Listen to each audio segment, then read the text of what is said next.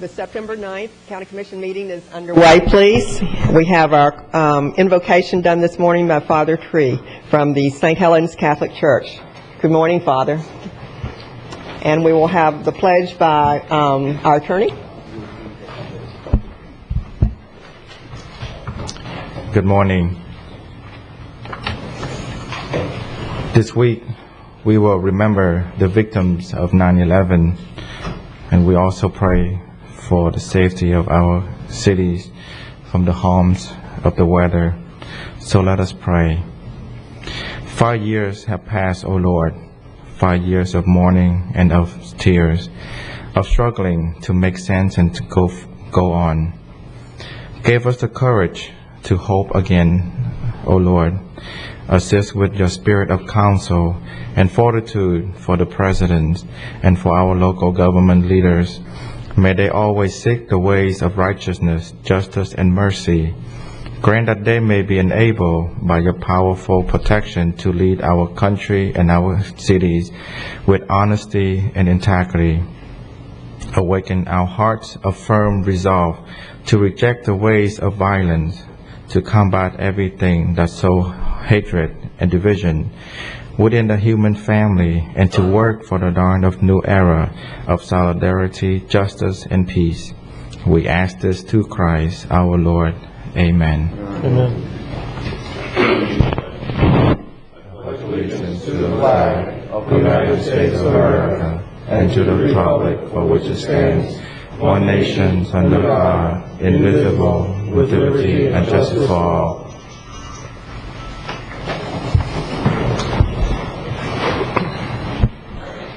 Do we have any additions or deletions from the agenda? Madam Chairman, Commissioner Davis and I have requested that item FF be pulled from the agenda and brought back at a later date. Omitted, and you'll reschedule it? Yes, ma'am. Thank you. Any others? Move to approve the agenda as amended. Madam Chair.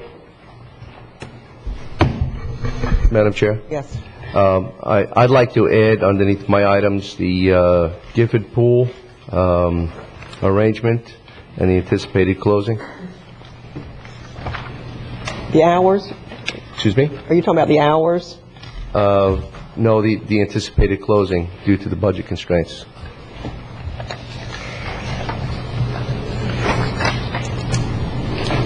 Any other additions or deletions? Do we have a motion? Is this an emergency? And I'll explain. I anticipated on bringing that up at the budget hearing tomorrow, realizing that the budget is just about complete. And if it is not done today, the constituents, the children of this community, may suffer in the balance of a decision.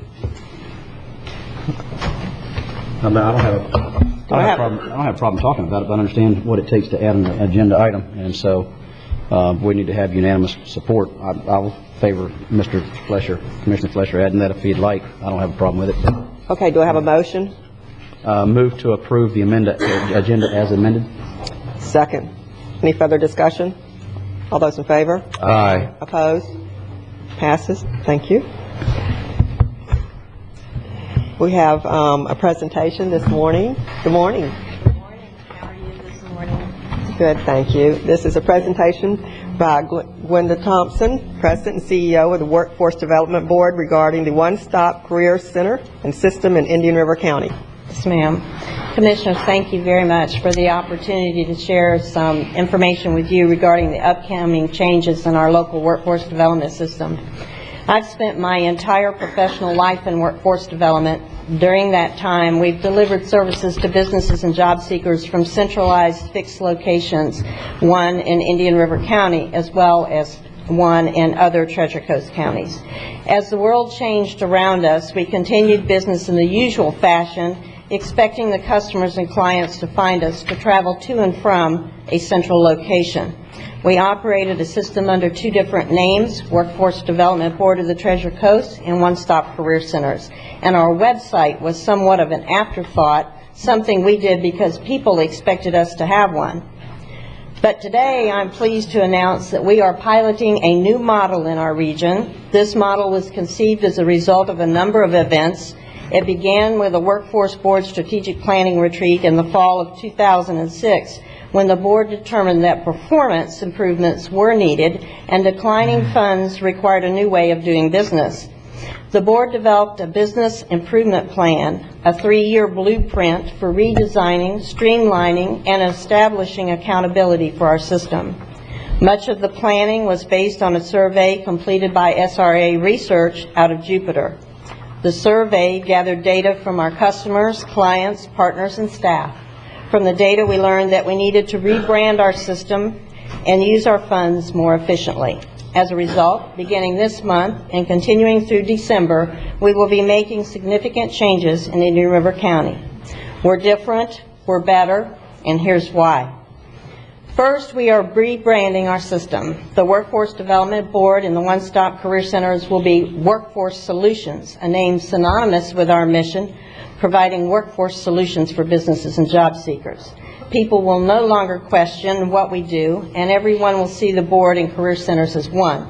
Soon, you will no longer see Workforce Development Board in print, except on legal documents. We will be doing business as Workforce Solutions. People often question change. Why is it necessary? If you've read the book, Who Moved My Cheese, then you understand that to remain at the top of your game, to survive in today's world, you must change. We think it's necessary to modernize our system to bring it into the current century. Who hasn't heard of the Internet? Rarely do you meet anyone today that doesn't use the Internet for something, whether it is to keep in touch with loved ones, buy goods and services, do research, play games, or some other use. Today, people expect instantaneous gratification as a result of modern technology. People want services 24/7. Yet our system is mired in one-on-one, face-to-face meetings between workforce staff and a customer or client during regular business hours, Monday through Friday. Second, customer service and performance are foundations of our system. Yet some customers and clients told us that the system did not meet their expectations, and performance is not at the level we really desire. I previously spoke about the disconnect within the system, the public's perception that the Workforce Board and the Career Centers were not linked in any way. We are mending that disconnect with a unified name, new logo, and a new look. Lastly, after 7 straight years of funding reductions, we need to reduce costs and learn to do more with less. We are testing new ways of doing business and measuring the return on investment to determine what methods meet the needs of our customers and clients at a reasonable cost, with the goal of satisfactorily serving more customers and clients. By July 1st, 2009, a new website, www.yourworkforcesolutions.com, will provide customers and clients with the most requested core services. This new website with new content will be the primary gateway for people to access workforce services. And they can do this from any location, any time of the day or night, 24/7. Practical tips, step-by-step guidance, tutorials, and online orientations and workshops will guide employers and job seekers to the answers they need to find employees or a job. A toll-free hotline, chat rooms, and online blogs will enhance the exchange of information and provide technical assistance. A new Workforce Solutions Business Center will open on 82nd Avenue in October. This center will serve our primary customer, Indian River County businesses. Your center manager and business services consultant will work from this location to ensure connectivity with the employer community and the response to employers' needs. Job seekers will come to the center by appointment for the final assessment and screening before being referred to a high-skill, high-wage job or any job order requiring pre-screening. Employers may conduct interviews at the center as well. It will be a business place for connecting with and using workforce services. For job seekers needing specialized managed services, we are working on community-based partnerships for co-location and service delivery in Indian River County. In addition, these clients may be referred to a full comprehensive center in St. Lucie County where case managed services are available, or a case manager may meet with clients in Indian River County on an appointment basis.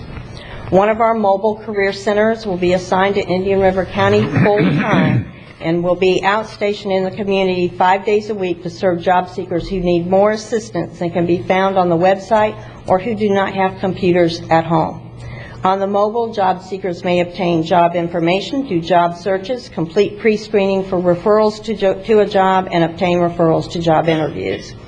In October, we will close the Career Center on Old Dixie Highway. Using the tools mentioned previously, we are opening additional points of access for the community. Instead of one office, customers and clients have multiple ways to connect with the workforce services they may need.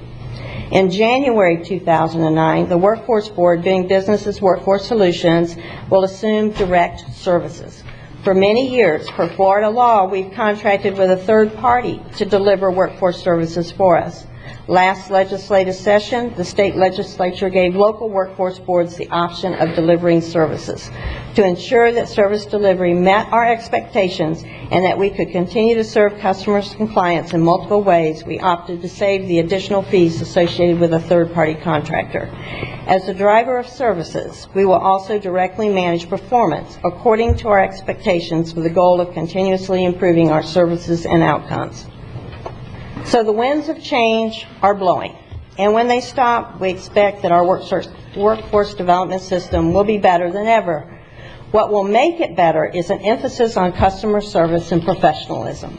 We are training staff and working on new customer-client processes based on comments and suggestions from employers and job seekers. We are fully dedicated to providing the right service at the right time. Using newer technology that is rapidly becoming a business standard will allow us to more widely distribute services on a schedule convenient for customers and clients. Next year, when you see that young professional on the street using text messaging, he or she just may be making an appointment through our website to interview for the next rung on his or her career ladder. By decentralizing our services and using the latest, more flexible technologies, we will open access points while reducing costs for static infrastructure. By choosing to be our own service provider, we not only further reduce costs, but also open direct lines of communication with the users of our system and the staff that serves the public. The planned result is better customer service. Our intent is to provide more customized services. For example, in the past, we conducted job fairs as an event for employers and job seekers to connect. These job fairs were open to any business and any job seeker with any skills. Today, we customize our job fairs for single employers or a small group of employers seeking the same skill sets. By targeting this activity, employers spend their time interviewing only job candidates with skills related to their business. Job candidates are pre-screened at the Business Center and are guaranteed to have the skills targeted by the job fair. We are in the process of training and retraining existing staff and hiring new staff with business skills we currently lack within our system. Over the next several months, we will be completing a year-long task of defining the jobs within our changing system, writing new job descriptions, and ensuring that every staff knows his or her job.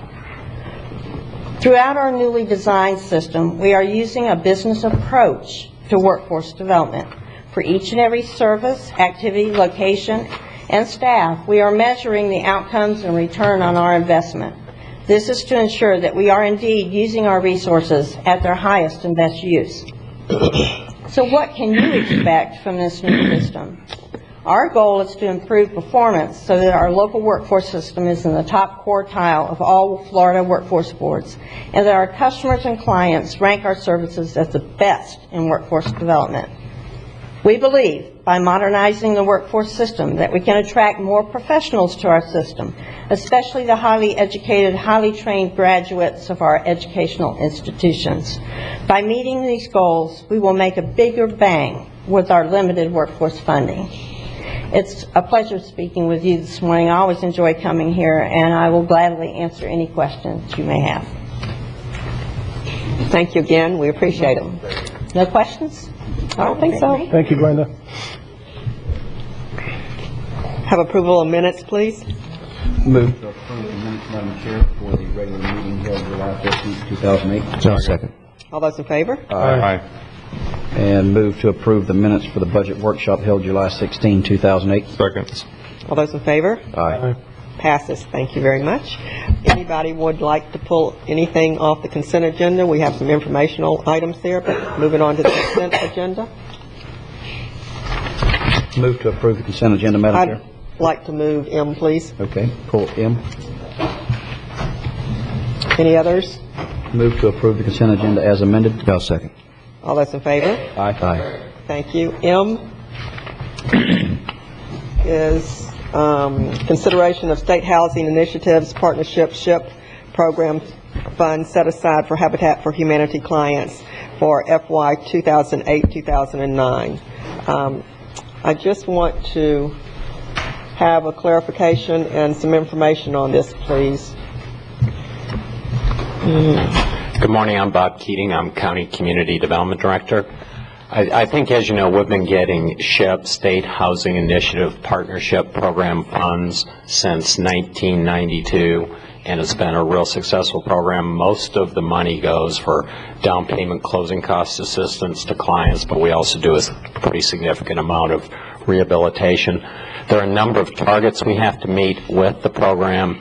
30% of the money has to go to very low income households and 30% to low.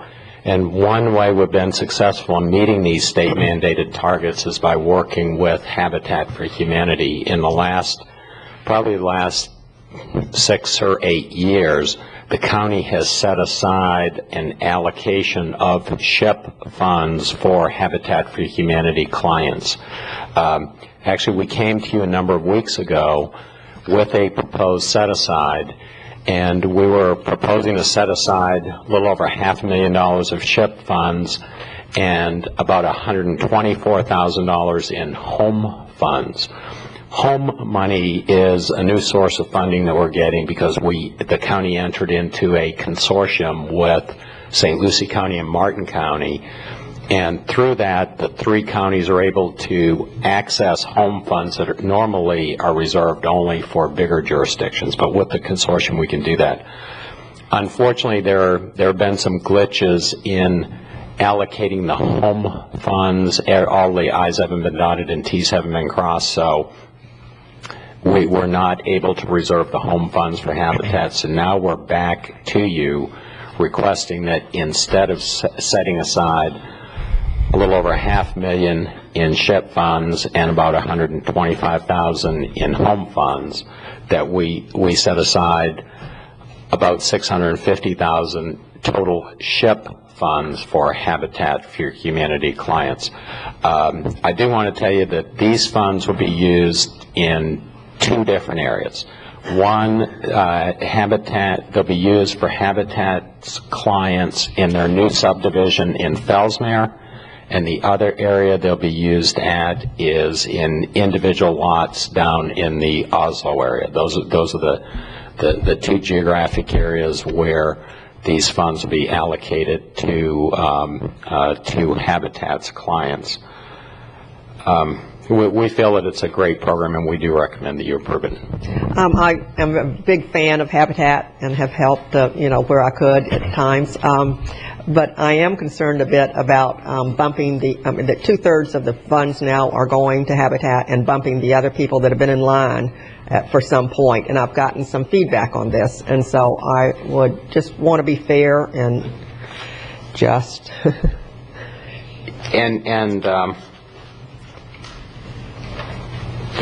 Let me just make a couple points. Actually, what we're proposing is that the set-aside be about almost $700,000 for SHIP clients. We've got an allocation this year of $1.2 million in SHIP funds. Now, the big wild card, the unknown, is how much money we're going to be paid back from loans we have given before. The program that we have is almost 100% a revolving loan fund. The monies that are allocated to clients are given as down payment, subordinated, deferred payment loans, but they do need to be paid back. We're anticipating we're going to get another $400,000 back in revenue, and that's down from over $700,000 that we got back in 2004, 2005, and over $700,000 in 2005, 2006. So we think that we're going to get another third as much as the allocation back. So we get allocated $1.24 million, and we anticipate we're going to be paid back about $400,000. So we would be reserving about half the total money for SHIP clients, for our Habitat clients. Well, when will you be getting it back? Throughout the course of the year, when what happens is people sell their houses, they move, some may pass away, some may refinance their mortgages with a cash out, which is something that we don't allow in our program. And basically over the last few years, we've gotten a significant amount paid back each year. Although this is a different kind of year. It is. It is. Julianne, would you like to speak to this? Hi, Julianne Price. I did receive a lot of phone calls regarding this consent agenda item, and the main issue is that people that are in the very low income and low income categories may have to wait longer if you approve this allocation. So that's the issue that that I was contacted about, and I've talked to staff and about the issue, and so that's the situation. Okay, any questions? We'll start at your end. Yeah, I had a question of Bob, and then a comment, or two questions, I guess. But one is, why we dropped from $600,000 and $700,000 to $400,000 in perceived paybacks? Is it because there's less outstanding, or is it because the market's changed and less people are trying to get the benefit from selling the property at a higher price and paying the loan back and maybe moving forward? I think what we looked at is we've had a downward trend in the last few years as far as the amount we got paid back. Last year it was about $300,000. The year before that it was almost $600,000. The 2 years before that it was over $700,000. So I think one of the reasons we got a lot paid back a few years ago is housing prices were escalating significantly. People were finding that they had a significant amount of appreciation there. That's what I wanted. And they were either selling the house and taking the profits or refinancing with a cash out. Okay, second question. What Julianne just said. As I read this, I anticipated, based on what I've seen SHIP do, that these funds that were allocated wouldn't cut into the funds that you anticipate being used for upgrading, improving, or helping people of lower income with problems with their homes or building homes. Is that inaccurate? That is inaccurate. Okay. What we have more demand than we have money. So this will, in effect, cut into other people being able to. Okay. Yes. Very good. Madam Chair. Yes. Bob, with us, you mentioned that we subordinate our position on the SHIP, whatever the SHIP loan may be, to a first mortgage, I'm assuming. Yes. In the process of that, how many of the first mortgages are being foreclosed on that we are therefore losing our position? And is that a reason for the shortfall in revenues because we're being foreclosed out of the process? No, that's a reduction in the assets we have out there if we have foreclosures. Our foreclosure rate has been real low. Sasan could tell me, I think it's about 2% maybe. Okay. It's about 2%. We're considering the income categories that we lend to, we're doing real well. Okay. Yes.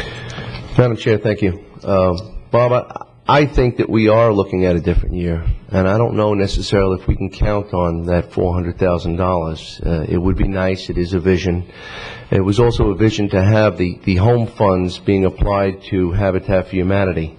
Habitat for Humanity, a program which I strongly support, as well as many here in the room and many up here on the dais. And it's a very worthwhile program, and probably one of the foremost in developers left in the county at this time. And I commend them for all the work they do.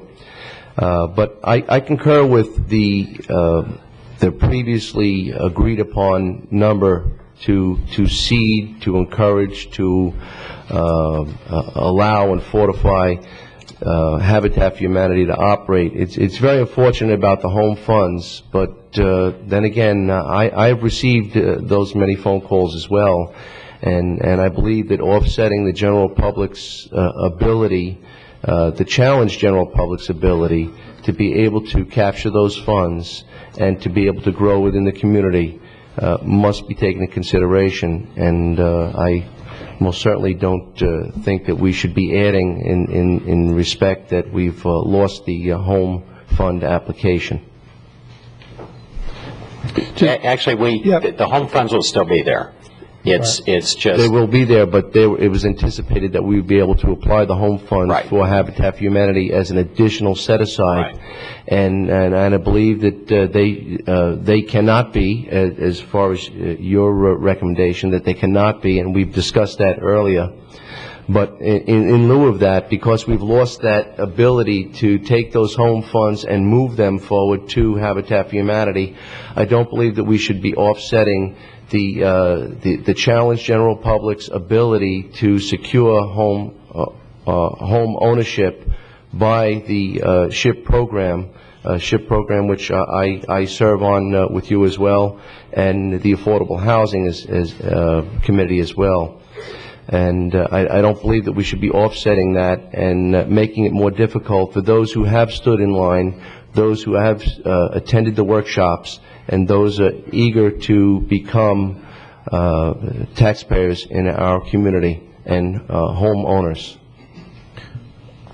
Bob, when we balance all the numbers out, we're not taking any dollars away from what we've already allocated for the non-habitat folks. Is that correct? That's correct. Okay, so we're not taking any more dollars away. It's just we're kind of just recategorizing them, and so the total amount to Habitat is the same, right, and the total amount to the first come, first serve is the same as we already approved. Correct, when you consider the home funds. Okay, so we're not denying anybody any additional opportunities other than what we originally approved.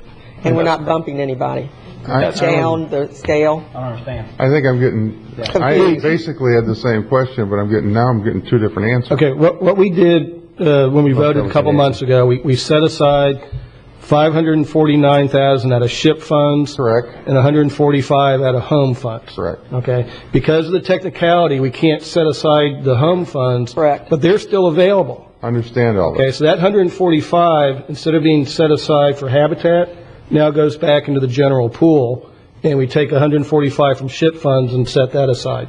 The total dollars are the same. I understand that. My question was, though, is as I went through this, I believed, and I asked Bob, and he said I was inaccurate, and when I asked if I was inaccurate, but that the $145,000 would be transferred into the Habitat Fund would not affect the people that have been waiting to get funds to fix with lower income housing and stuff. That would not affect that. And Bob said that's inaccurate. It would affect it, as Julianne said. Just a simple question.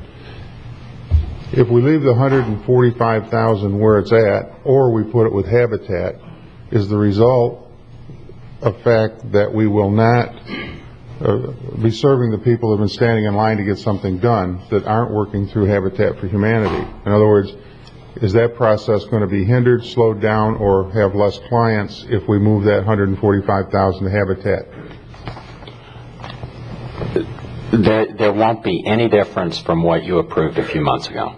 The total amount is the same, and the total that will go to both Habitat and non-Habitat will be the same. Okay. It's just the pots that go to each will be changed. I understand you're moving the money around within the pot, but I guess the question would be if the $145,000 was in the SHIP funds to be used for new clients other than Habitat, would we be able to expedite helping some of the other lower income people quicker or handle more with that $145,000? In other words, with that $145,000 that's sitting there in the budget that we can't use because of technicalities or I's and T's not being crossed and dotted,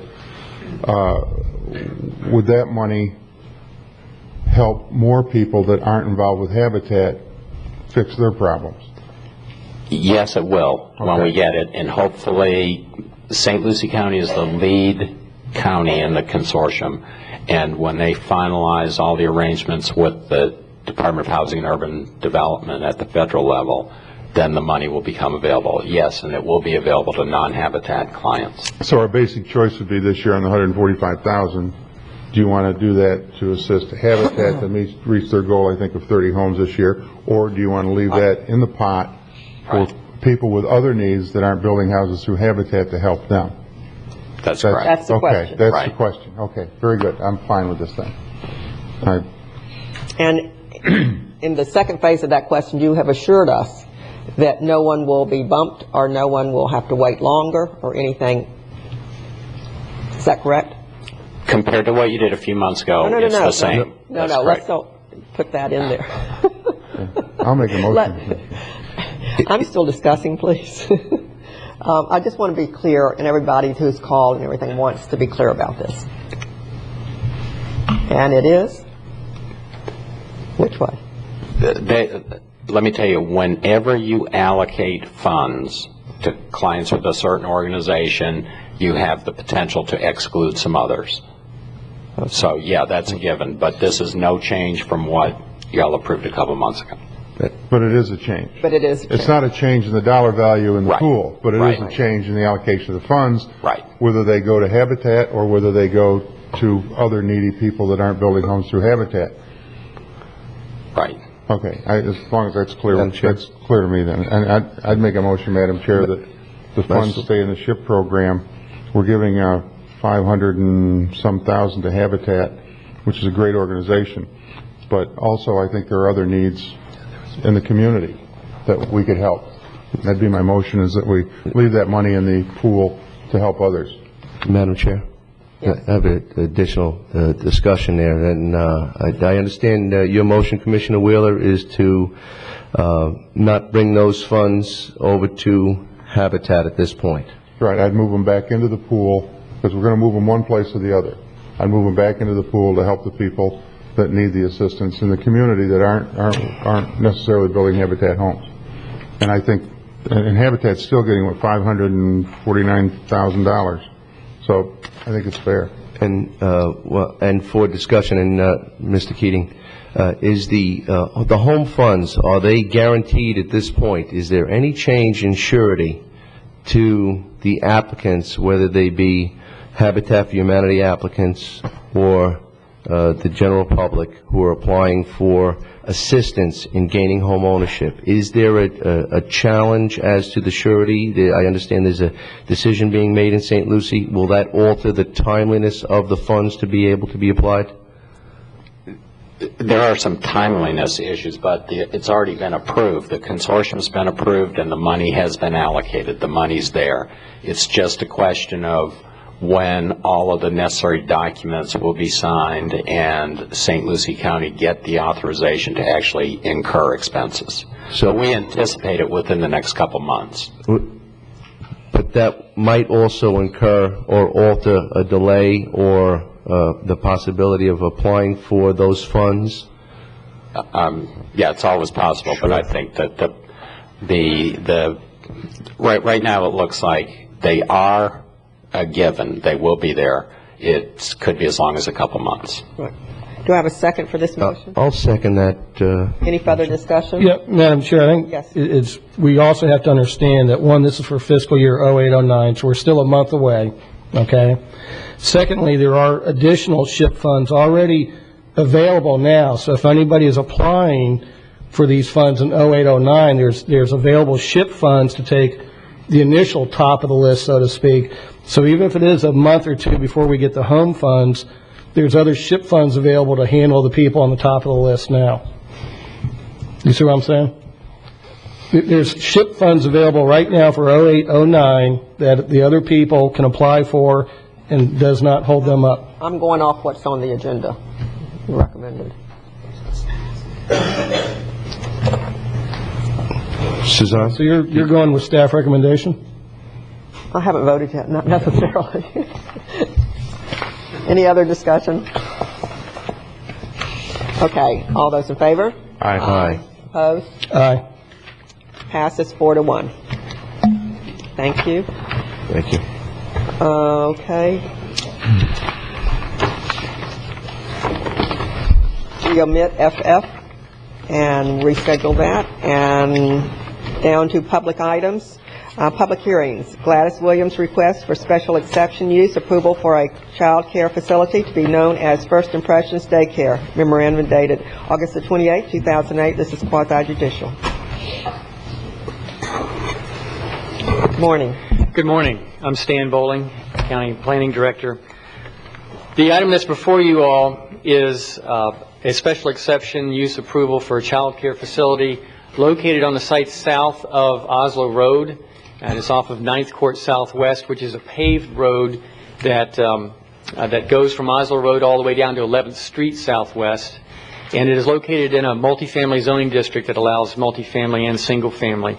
This request is somewhat similar to one that you all saw back last October and approved. It's a conversion of 2 single-family homes to a small-scale type of child care facility. This particular one involves 2 parcels that will need to be combined into one site, and they propose a maximum of 22 children. They'll renovate the houses and use one for the daycare and one for office and storage. They'll be putting in a paved circular driveway and some paved parking spaces, and also be putting in a landscape buffer with an opaque feature around the back of this particular site where the playground will be. This particular location, during the Planning and Zoning Commission meeting, there was some discussion from representatives of a church that's located on Oslo Road, just a little bit up the street from this particular site, that has separate access from 9th Court Southwest. They did express some concerns about security if this would change any of that situation. I think the Planning and Zoning Commission concluded that it would not, and they recommended 6-0 that you all approve this request. It does meet all of the requirements for special exception approval for child care facilities, and staff's recommendation is the same as the Planning and Zoning Commission's, and that is that you all approve this special exception use request. Thank you. Any questions of staff at this point? I'll open this for public hearing. Anybody wish to speak? And we need to be sworn first if you need to, if you would like to speak, because this is quasi-judicial.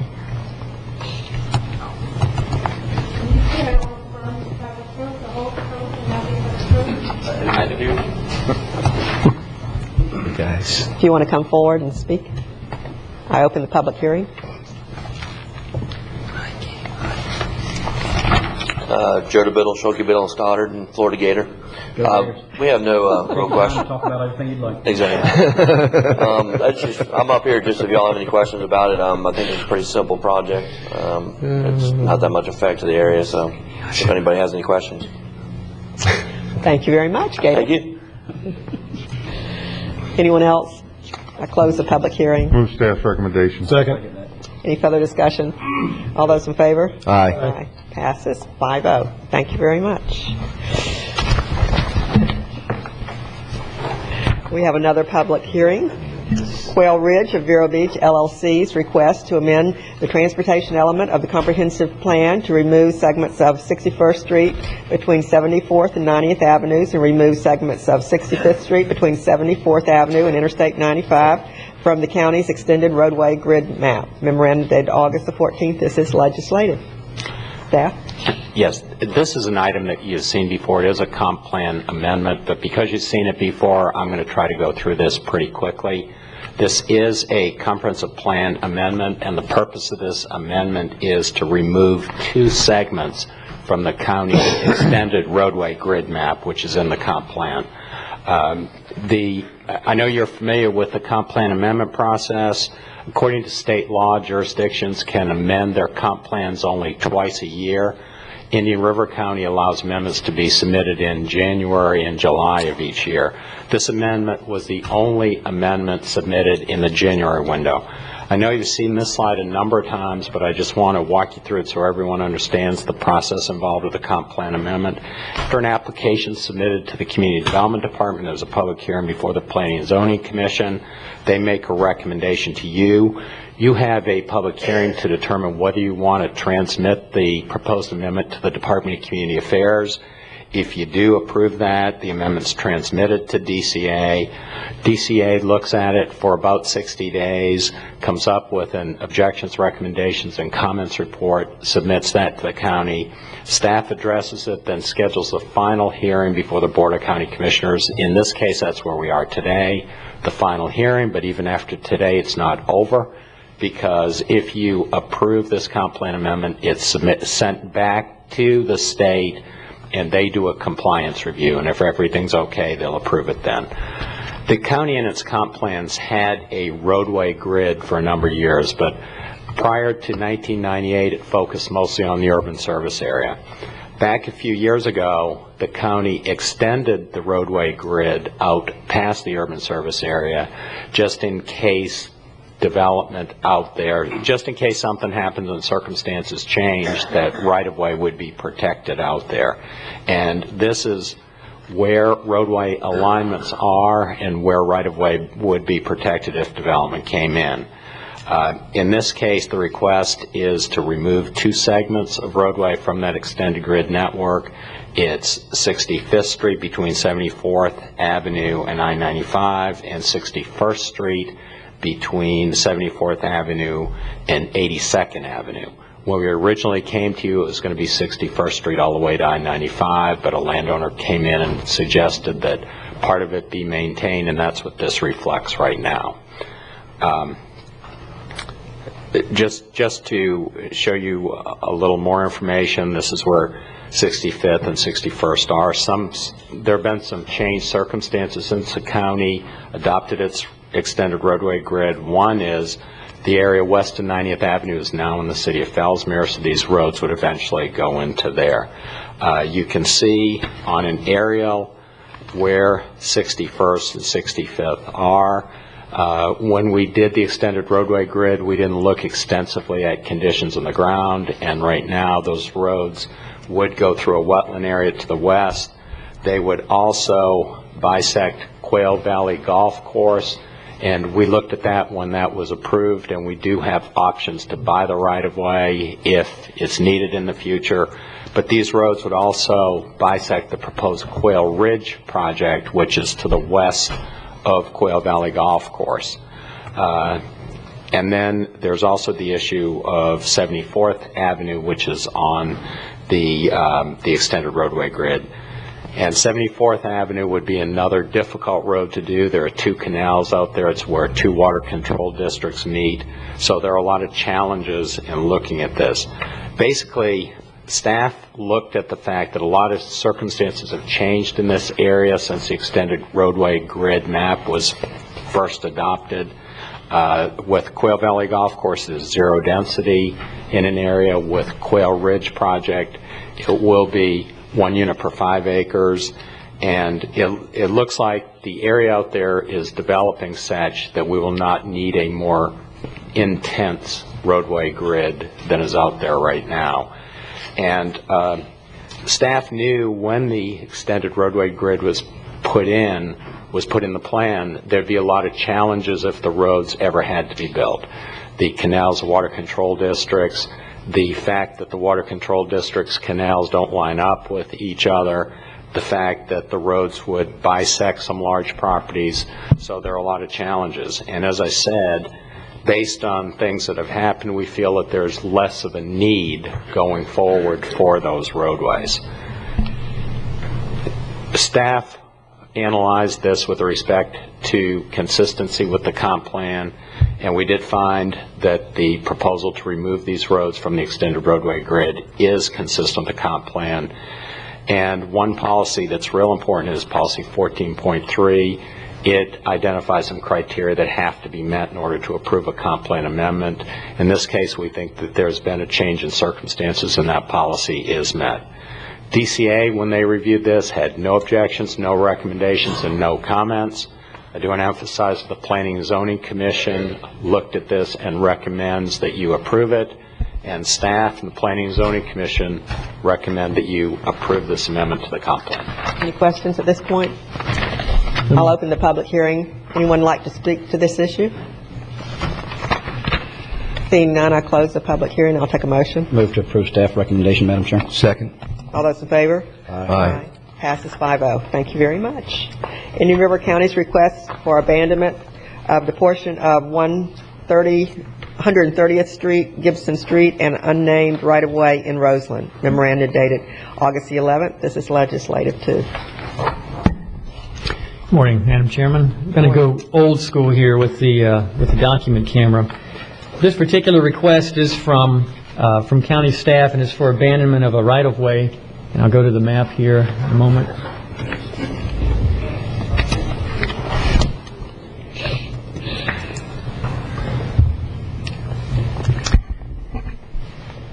This is a right-of-way that's shown on this aerial in red. And it's at the end of 130th Street or Gibson Street.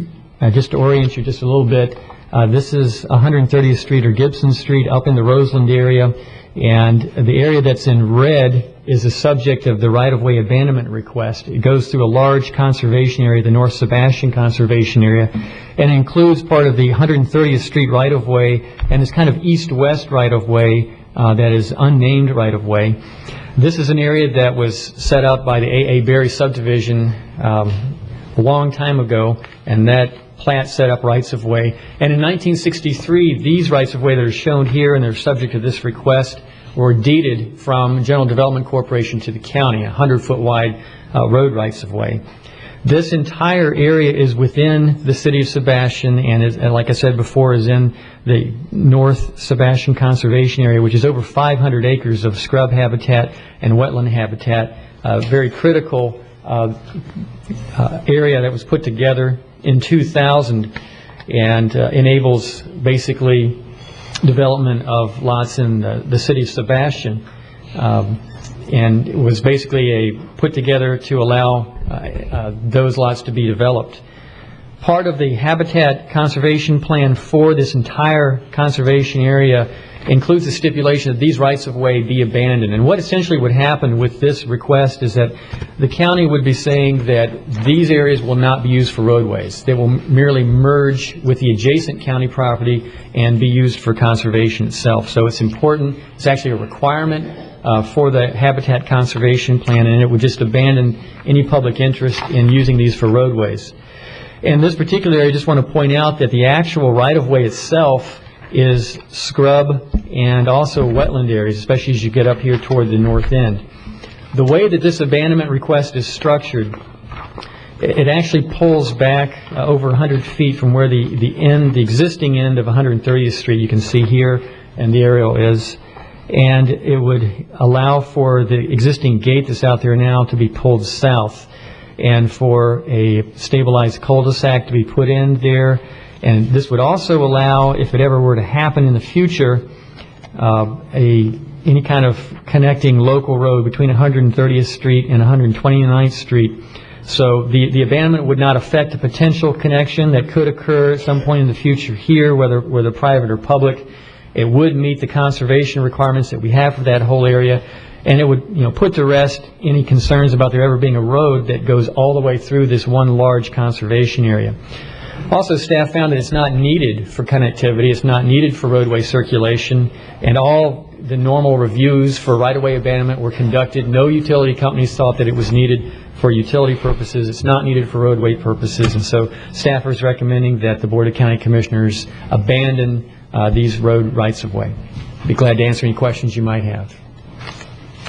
Thank you very much. Open this for the public hearing. Anyone wish to speak to this item, please come forward and name and address for the record. We have two podiums. Were you sworn? You don't have to be sworn. This is legislative. Can you leave the map on, please? Bob Johnson, Corwin Subdivision. Who currently owns the conservation area now? Conservation area is owned by the county. By who? The county. County. Okay. Thank you.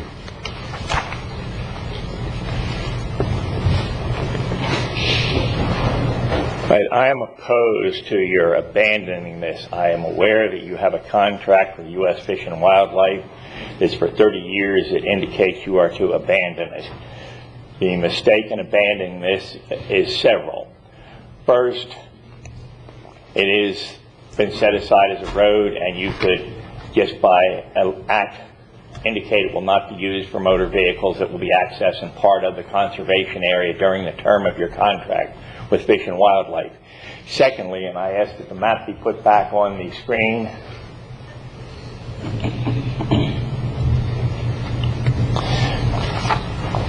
If you come down from where you're proposing abandoning at about 1,400 feet, there would be the potential in the future of getting the industrial tract where the large black spot is, and there's a building over on this side, the CN Carey properties with about 15 acres, which the DCA ordered you to allow 129th Street, which goes through the residential area, straight up from that industrial park.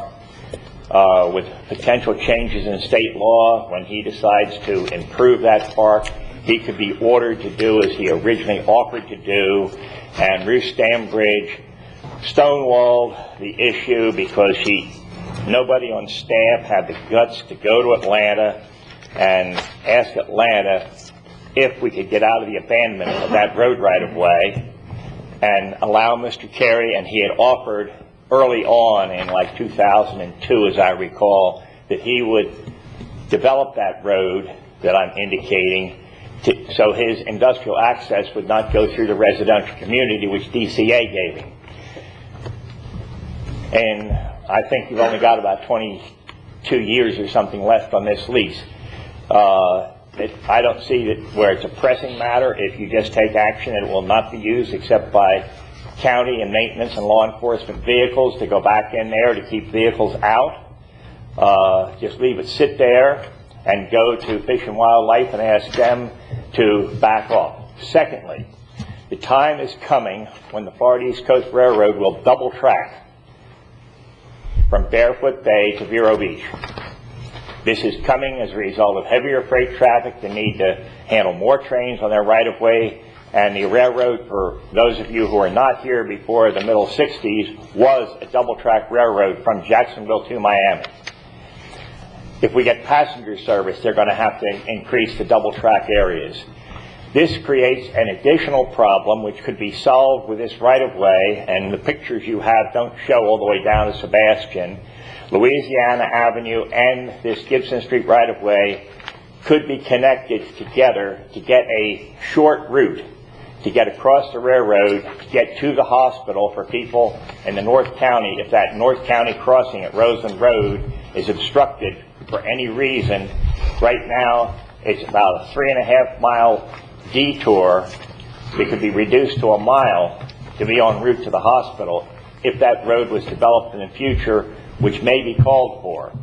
For these reasons, I'm asking that you, one, do not approve this abandonment. You direct staff to contact Fish and Wildlife that you will not use it during the term of their contract without, going to their approval, and that when their contract's up, this can be reviewed by a whole new staff, a new set of circumstances that'll be here, and like I say, I think it's 22 years from now as to what our real needs as far as public safety and that roadway. Thank you. Thank you. Jen Stripson, Vero Beach. I'm chairman of the County Conservation Lands Advisory Committee, and I encourage you to go with staff's recommendation and approve the abandonment of the right-of-way. Thank you.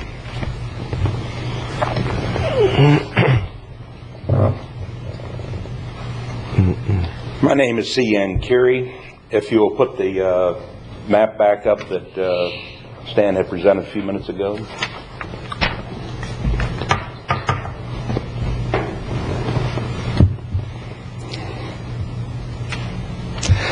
I have no problem with the abandonment except for one thing. The map shows one thing. It shows the drawback from the northerly lot line of lot 19 which if you look at the green arrow where it says potential construction, right at the point of the arrow is just a few feet to the south is actually the head of Lot 19. Lot 19 and Lot 15 do not match in their northern boundaries by 60 feet. Consequently, if this abandonment is allowed to go ahead with the verbiage that we have in the application to abandon, it will be incorrect. We've got a problem with the map showing one thing and the verbiage showing something else. So at that point, I would ask that until the written documentation coincides with the map, that we put this on hold and get that corrected. I have no problem with it as it shows on the map, but I have a problem with it as to the verbiage. The verbiage says that the abandonment begins at the northerly end of Lot 19, and if you look and abandon it at that point, it will cut off all of the possible access down what has been deemed by the county to be 76th Avenue, which connects 129th to 130th Street. It will have it cut off. Now, we've always got a problem when the letter says one thing and the map says something else, and unless they are coincidental, I don't see taking action on this today. Thank you. If I could comment on that, yes, Madam Chairman. Please. I have on the graphic here the sketch, the legal sketch for the abandonment itself, and it is to be pulled back, as Mr. Carey has mentioned. Here's the line of Lot 19, and pulled back from that. If there's any of the verbiage in the resolution that doesn't match that, we could check that to make sure that it does. But this is the legal description that we're going by. Does that say 130 feet is what it's pulled back by? Right, it's 136 feet south of this line. Okay. Here. Mr. Carey brings up a good point. If there is a discrepancy between the legal description versus the legal sketch, it would be certainly appropriate to have that connectivity from the, I'm going to say east to the west, just to keep it square. It's not quite east and west. Right. No, it's lays at 45 degrees. Right, but just for easy figuring. That's correct, and that is the intent, and that's the way that the sketch is shown. And again, staff could check the verbiage to make sure that it matches up before any final resolution is executed, if there is a discrepancy. Yeah, I haven't read the legal description, so I haven't read the legal description. So. I have, and it's talking about abandoning from the northerly lot line of Lot 19, southerly, and that is not correct according to the map. I agree with the map, but not with the verbiage. Yeah, just Roland Du Bois, Chief of Environmental Planning. The legal description, or the general description and the application itself evolved during the review process to the point where the actual legal description in the resolution does reflect that pullback of 136 feet. But we'll double check that to make sure. There might be a little confusion in that the initial application legal description, again, was modified through the course of the review to allow for that pullback. All right. Any other questions? Anyone else like to speak to this issue? Madam Chair. Seeing none, I close the public hearing. Do you have a motion? Yes, I move to approve staff recommendation as long as the legal description matches the sketch that we've just seen. Second. Any further discussion? All those in favor? Aye. Passes 5-0. Thank you very much. Public discussion items now. We have a request to speak from Bob Adair, Chairman of Agricultural Advisory Committee, regarding recommendation from Agricultural Advisory Committee to request an update study on the hydrogeology of Indian River County. Good morning. Good morning. Good morning, County Commissioners. Thank you for this opportunity to come before you to make a very important recommendation for your consideration. I'd like to address the need for the tremendous value that this geohydrology report would provide our county. As you are aware, nearly all of our groundwater used in our county is supplied by the Upper Floridan Aquifer, which is artesian in nature. And I think it's important to say that assuring a sustainable water supply for our county in the years to come is probably one of the most important issues that are facing us in terms of our future needs, looking ahead into the future. Equally important of this water, as to the supply of the water, is the water quality. The increased withdrawals can increase salinity, and as you can expect, during periods of high use, such as drought conditions, the artesian flow can be marginal. The artesian flow is critical to agricultural users whose pumps need that artesian pressure to bring the water to the surface so it can be pumped. They don't pump it from depths. It has to supply to them. So for agricultural purposes and for our domestic purposes, we're very dependent upon this source of water that's being drawn upon to our north. And quite a few changes have occurred in our county since the last study was done in 1988. This study would accomplish several important purposes. Firstly, it would identify changes in our hydrology that have occurred over the past 20 years.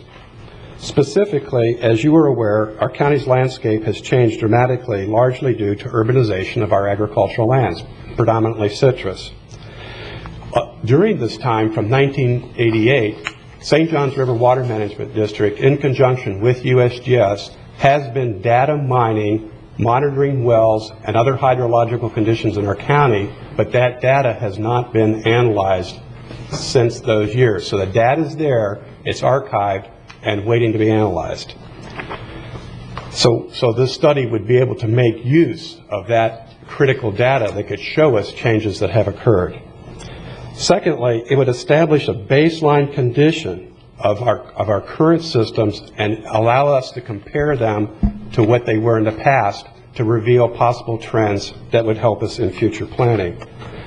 For example, at the south end of our county, the South Florida Water Management District has limited the consumption or withdrawal from our South County well field due to possible adverse impacts to wells in St. Lucie County. Similar impacts could affect our county from Brevard County's withdrawals to the north. Unless we have a baseline to show what our potentiometric flows are, our pressure flows or water quality, they could be impacting us and we may not be aware of it. And this way we would be able to show exactly what they were right now. Thirdly, it would enable water resource managers to A, better evaluate current hydrological conditions, including groundwater quality and groundwater levels from a historical and county-wide perspective, not a district, but the county. It would define present-day baseline conditions against which future changes can be quantified. It could also identify areas in the county where we need to get additional hydrological data. There may be areas in our county where that data is missing. I think the most important thing is that this study will allow us to leverage our funds in our county at a 10% level, 10% county investment, 90% investment from the Water Management District and from the USGS. We're getting extremely valuable data, perhaps over a 3.5-year period, to do a really thorough study in which we will end up with $500,000 worth of a study and valuable data. In addition to the Agricultural Advisories Committee to proceed with this study, it's consistent with other recommendations made from other county organizations and agencies. This includes the Soil and Water Conservation District Board of Supervisors, the Planning and Zoning Commission, which you'll be receiving their report, I believe, next week, and the Community Development Department's Evaluation and Appraisal Report for the city's comp plan. All three of these entities, besides the Agricultural Advisory Committee, are making this recommendation. Based on this information, I believe it is in the best interest of our county to pursue a geohydrological study of our county, and I ask for your commitment to do so. And if there's any questions, what I've done is I've taken the liberty of inviting 2 representatives from the USGS office to provide more detailed information if you have them. One of those gentlemen is named Dr. Lewis Murray, who's the hydrologist with USGS at the Florida Integrated Science Center, which is the Orlando office. And he has experience in conducting studies in hydrogeology and water resources across East Central and Northeast Florida. He is also a professional a registered professional engineer. In addition, we have David Brown, who's the Associate Center Director with the USGS. He is the Associate Director for Water Programs and also serves as the Orlando Office Chief with the primary responsibility for water resource programs in East Central and Northeast Florida, which includes the St. Johns River Water Management District with Lacucci Water Basin and the Kissimmee River Basin. I'd be happy to let these gentlemen answer any questions, or I'll be at your service to answer any questions that you may have. Thank you very much. Any questions? Yeah. We'll start at this end. Okay, yeah, Bob, how solid is the cooperative funding from the Water Management District and the USGS? I mean, do we have a commitment for that, and we're a hard budget? Okay, that's exactly why I brought these two gentlemen here. They have verbally told me that there are funds available. I really think you ought to hear it from them. Okay, if that's possible. And if there's anything else I can help you with, I'll be happy to. If not, the gentlemen traveled from Orlando. I'd like to at least give them the opportunity to answer your questions. Certainly. Anything else from me? Thank you. Nope.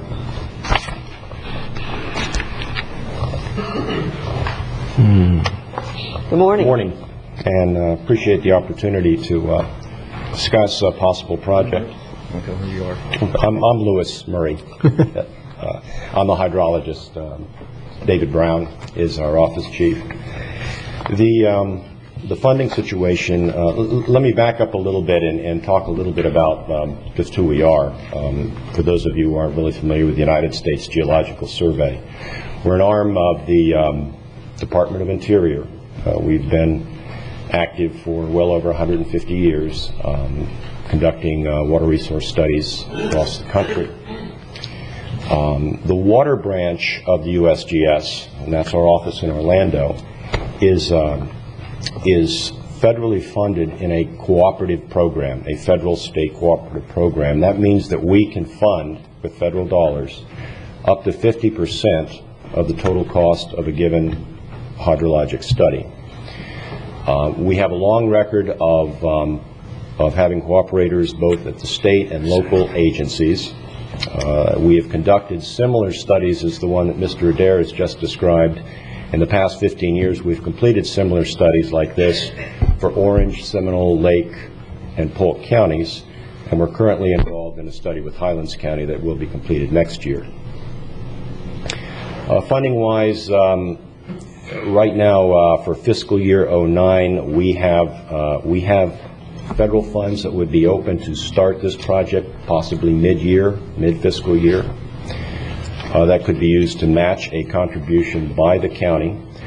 I haven't talked extensively with St. John's, but what I have received from them is an indication and interest in possibly participating starting in fiscal year 10 with funding, and this would be a 3.5 year project. They would be committed if they have the funds, and I'm trying to be optimistic here that they would, through the 3.5 years.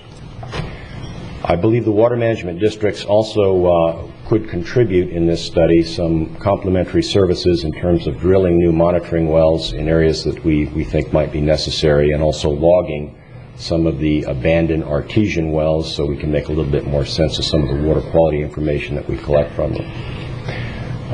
So in a nutshell, to answer your question about funding, I can't give you an exact figure because we'd have to look at it a little closer, but I can tell you based on the cost for the current Highlands County study, which has a very, very similar scope and objectives that we would provide for this study, it would probably be in the neighborhood of a total of $600,000 across 3.5 years. Of that 600, we anticipate that the county's contribution would be no more than 10%, $60,000 across 3.5 years, with the remaining $540,000 being contributed between the United States Geological Survey and the St. Johns River Water Management District. Now again, I can't speak for the Water Management District, but if there's enough interest on the county's part, I think at that point we should probably arrange a meeting with the district and discuss their possible their possible support. So this is kind of a first step to see if there's enough interest to go forth with that. Dr. Murray, just if we committed to moving forward with this, that 10% the county would be paying, does it matter what fiscal year we pay that, or do you need a little each of the 3.5 years, or could we say, okay, let's go forward with it, but kind of like St. John's will kick in beginning in fiscal year 2010, or do you need something in 2009? Well, I think timing is fairly critical. If we want to start on this thing in 2009, I think that would be a nice time to start. We couldn't start at the beginning. If we start mid-year 2009, we could come with some funds to make a start. It wouldn't be, we really wouldn't get into much of the detail of the work until fiscal year 10. But $15,000, $20,000 aside would get us started. One of the first tasks that we would look at in a study like this is, as Mr. Adair mentioned, it's been 20 years since a countywide comprehensive evaluation's been done for water resources, the groundwater resources, and that was published in a report by George Shiner, the USGS, back in 1988. The data that were assessed in that report were collected actually a few years earlier, so the data that's assessed in that report are more than 20 years old. Any of the changes that have occurred in the county the past 20 years in terms of population growth or increased water use, land use development, land use changes, and those sorts of things, any of the effects they've had on water resources have not been regionally evaluated countywide since that time, to my knowledge. What we would do is, the first thing we do is we identify the sources of data that are out there, and there are probably a number of sources of data that need to be pulled together and synthesized as a whole. That's the first thing that would be done, and that's the kind of activity we would start to work on in fiscal year 2009. I think that we should do an interlocal if we were to move forward, where we all know up front what we're all paying. We all know, and I think that the attorney's office would draft it before I'd move forward, especially with a federal agency or state agencies, the way budgets are going. I mean, they may all want to do it, but they may not get the funding from their higher up levels. So I think the best way would be if we were to enter into a firm understanding what our financial obligation is and theirs to proceed. I think that'd be the safest, have a legal draw it up and have both agencies vote on it. Yeah, that's that's common sense. Yeah. I can tell you that in the current study, Highlands County, and like I said, a very similar scope study, is contributing $20,000 a year for each of the 3 years. Well, I think that would be the first place to start. I mean, the intent of this is certainly something that I think we all would support. As far as wrapping the county up into a $600,000 obligation, I'm not ready to do that. But if what you say does come to fruition through the joint participation of the different government entities, it would be really a bargain, I think, for the county to be able to take advantage of that opportunity. And that's how it's been done with these past studies. The lion's share of the funding has come jointly between USGS and Water Management District. And I guess really you need a motion for us to move forward in a particular direction? Probably just a consensus to tell staff to bring it back, and the attorney's office to bring something with it. Yeah. That'd be correct. I'll move to direct staff to see the feasibility of an interlocal agreement or intergovernmental agreement, between the entities, so that we can determine the financial cost of us doing this to be able to accomplish our survey. I'll second that. So what you're actually asking is that we move forward with this and actually have negotiations with the other entities for an interlocal agreement and then bring an agreement back? That would be my motion, yes. Okay. Good job, Commissioner. I just want to make sure. Sometimes you talk fast. He always talks fast. I'm not sure if it might be useful also to approach the Water Management District with a request for support. However we need to move forward. That's how we've worked with the other counties, Polk and Highlands and so forth. It's usually gone through a county channel like that. Could we get a date that we want to bring this back so it doesn't lie around for 6 months? Well, I'm more interested, I understand what you're saying, but we could have it back next week or in 3 months, and as long as the information's not there for the cost share, it's not going to go anywhere. No, I agree with that. I just like a target date to find out what the solution is or what the determination is. We either have an interlocal or we don't. Like a month or 6 weeks. Well, I think Mr. Adair can go and see, get on the agenda at St. John's and see if they're willing to fund it. Is that where we, it's a spot to start? Got on our agenda, I think you could get on theirs as our head of, Ag advisory? as an ag advisory, get on there and come back. And what we'll do perhaps is, when, some kind of a letter of support and from the commission. I think that would be very appropriate, yes. To the different agencies. And what we'll do is if we can get some contact information from you for the USGS.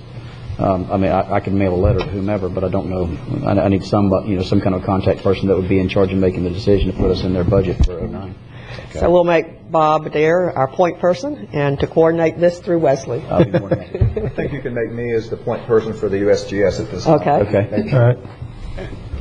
If I could, I really would ask for a wing commissioner to possibly go with me. I'll be more Wesley's than happy. available. Absolutely. Okay, all those in favor? Aye. Passes 5-0. Thank you very much. We have another request to speak from Charles Searcy regarding the repair and improvement of Oslo boat ramp. Charles? Good morning. Good morning.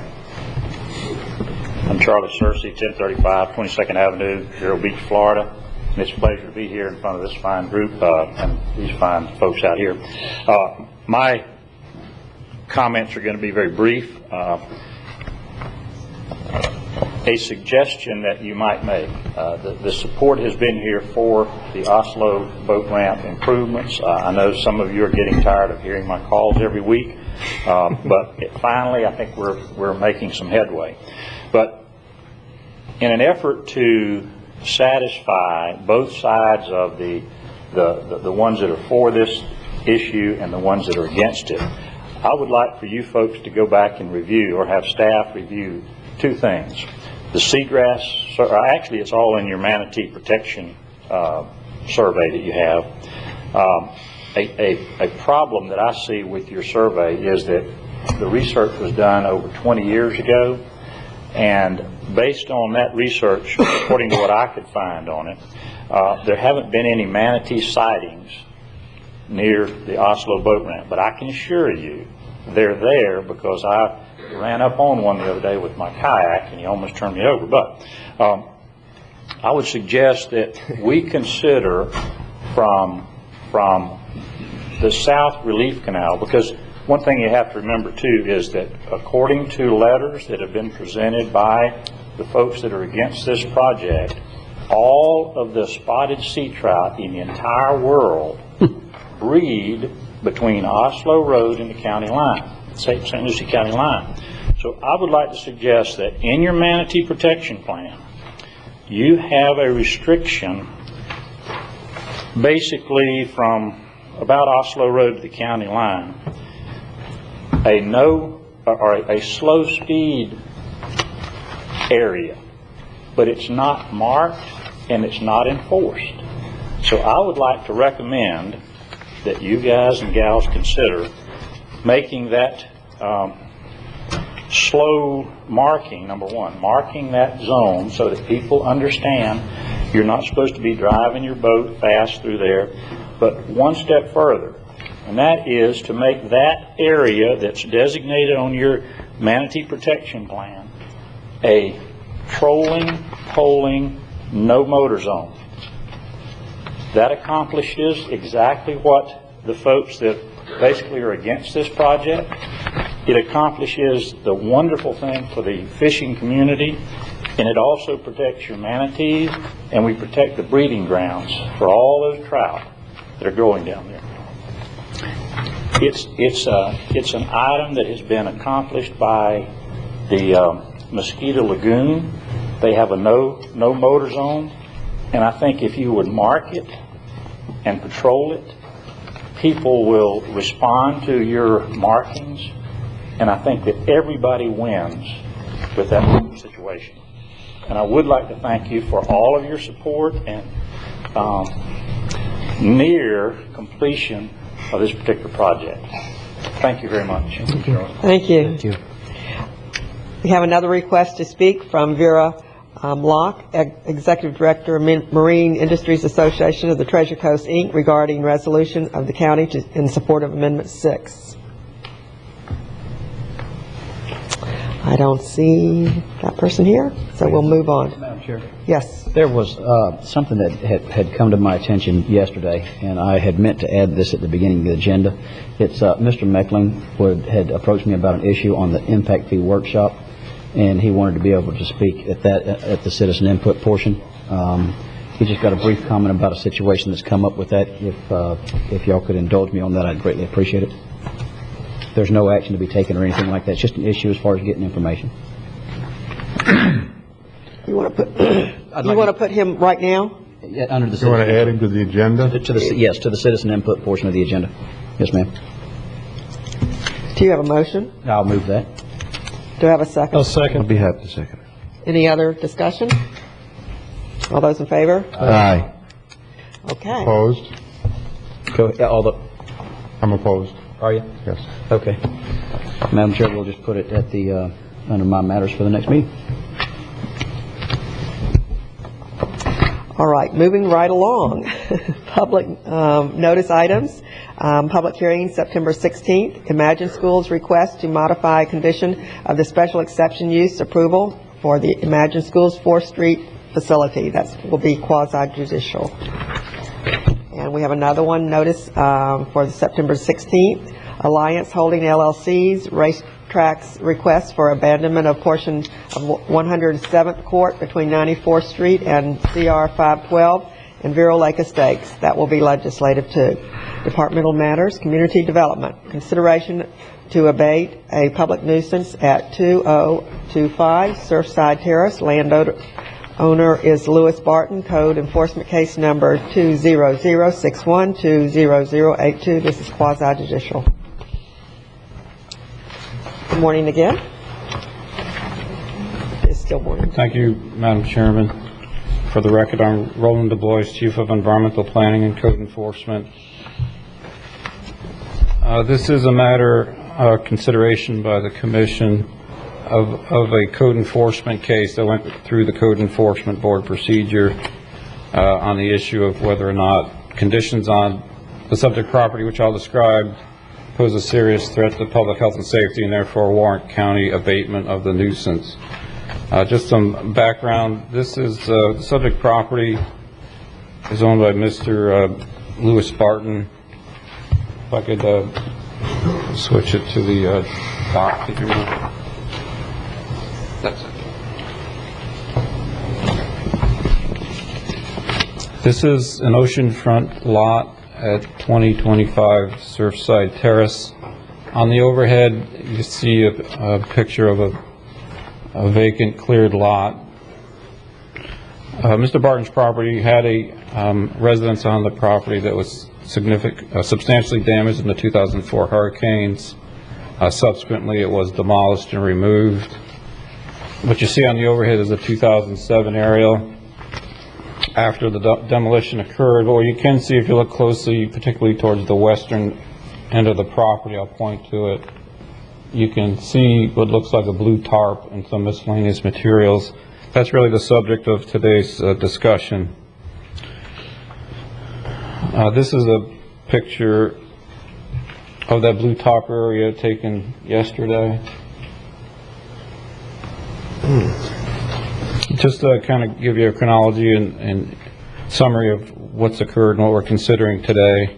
As I just indicated, Mr. Barton's hurricane damaged house was demolished and removed. Subsequent to that process, County Code Enforcement staff received complaints that there was material stored on the property characterized as junk, trash, and debris. It moved forward as a code enforcement case to the County Code Enforcement Board in March 2007.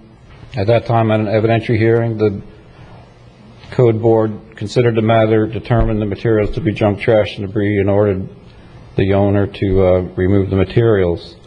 Subsequently, after a period of time, the removal did not occur, and in July 2007, the Code Board entered an order imposing fine for the materials being on the property at $100 per day. In August of 2007, Mr. Barton appeared before the Code Board, and his position was that the materials stored on the property that you see, that you can't really see under the tarp, but those materials, according to Mr. Barton, were construction materials, particularly some that he had salvaged from his residence that he was keeping on site, and his position was that he had active building permits at that time, and therefore he should be able to keep the materials as incidental to construction and active permits. At that August 2007 meeting, the Code Board conditionally set the fine at $3,300, conditioned upon Mr. Barton coming back with an engineer-verified letter itemizing the items to verify that the materials were in fact incidental to active building permits. In September 2007, Mr. Barton did submit a copy of a letter he had written to an engineer where he did summarize his the materials. However, county staff never did get a finalized engineer-verified list, and therefore the fine that was imposed back in July 2007 was reinstituted to a point where it's been since July 2007. There's to date a $43,000 fine for the materials being on the site, and the $100 fine continues to accrue. Subsequent to that process, in July of 2008, if you may recall, the county updated its public nuisance ordinance to allow the county, after a certain process through the Code Board, if it's deemed through the revised public nuisance ordinance that a situation on a property is deemed a serious threat to public health and safety, then there's a procedure that the Code Board could deem it as such, and after 30 days it could be brought to this commission for authorization to proceed with the county entering onto the property, abating the nuisance, and liening the property with the cost of the abatement. In May of this year, we received complaints that as we're getting into the hurricane season, that the concerns that these materials on the property could become wind-blown or wind-borne during a hurricane event, and therefore potentially cause a serious threat to health safety. Based on that, we brought it back to the Code Board for a compliance hearing in June. The Code Board considered it, based on the evidence and testimony, concluded that it was a potential serious threat particularly during hurricane season, and therefore entered an order determining a public nuisance warranting abatement. At that June meeting, Mr. Barton did attend, and he raised the issue that earlier on, before the June hearing, he had appealed the Code Board's previous orders to circuit court under the Florida Statutes Procedures, Chapter 162. Code Board actions, if they're under appeal, they go directly to circuit court. Mr. Barton had appealed those orders. His main contention was that the materials, in fact, are not junk, trash, debris, construction materials, so he appealed those issues. And they are, in fact, pending at this time. He did subsequently amend his appeal to include this latest Code Board action determining that this is a public nuisance. At that Code Board hearing in June, county attorney staff voiced an opinion that there is a possibility that if Mr. Barton wins his appeal and the county does move in and does abate the nuisance, the county could be liable for damages. At that point, we're just weighing the cost benefits, public health safety issues of whether the county should proceed or not, subject to that risk if Mr. Barton wins his appeal. In the end, however, and Mr. DeBraw could add to this, our position is, despite that risk of losing on the appeal, we do have the authority to proceed with the nuisance abatement at this time if the commission so chooses to do so. Essentially, there are three alternatives. One would be no action, which would result in the fine continuing to accrue against the property. However, the potential nuisance or health safety hazard would not be abated under that circumstances until Mr. Barton did proceed to clean it up. Second alternative would be to delay action until the court appeal process runs its course to make sure we're consistent with their findings. However, at that, again, you'd be delaying the issue of compliance or nuisance abatement. And then finally, the alternative would be to direct staff or its contractors to rebate it, and under the risk of, if the appeal is won by Mr. Barton, that we could be sued for damages.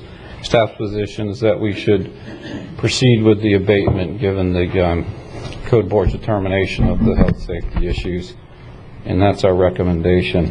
One last point I want to make is just at the end of last week, Mr. Barton did bring a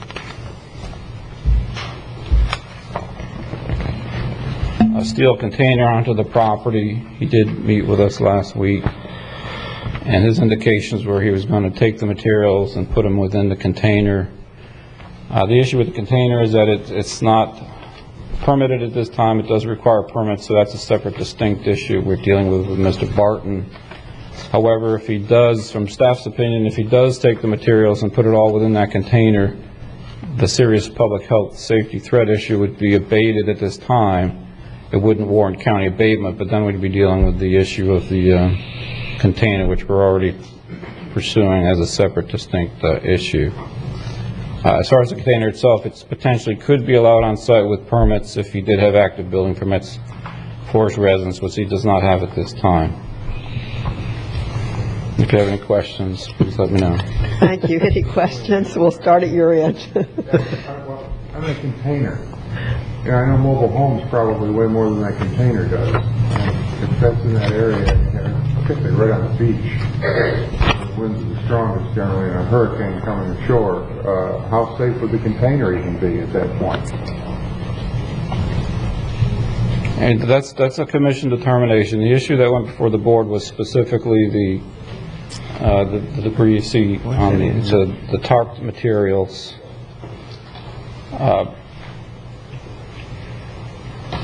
But in any event, that's a commission decision.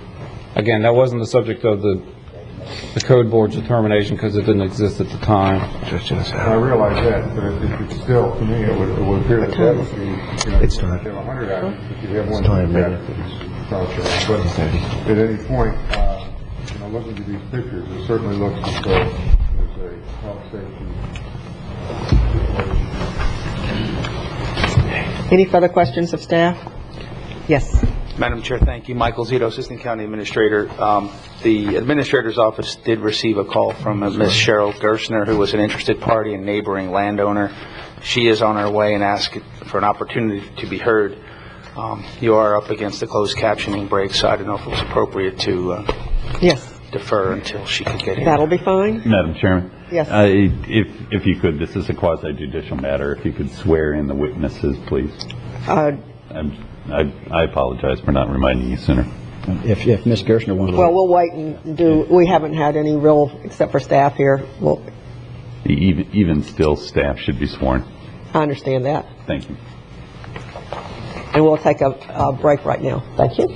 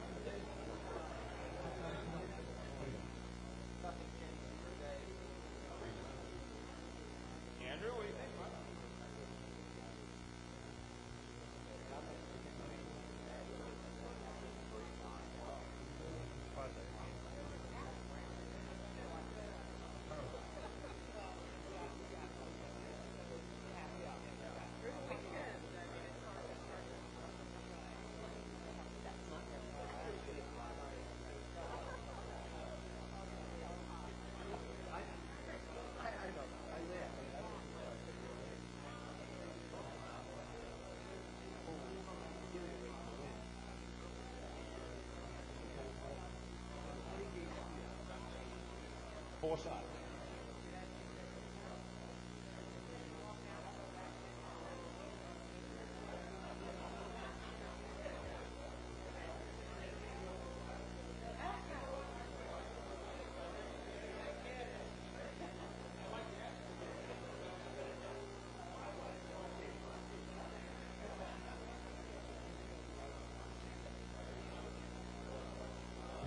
What we're doing is we're bringing the board the list of recommendations from P&Z to just get a general consensus. Do they look okay? And if the board says, yeah, they look okay, we're going to take them and make them into detailed LDRs. You know, we still haven't fleshed out some of the specifics in several. But then we'll be having hearings and workshops.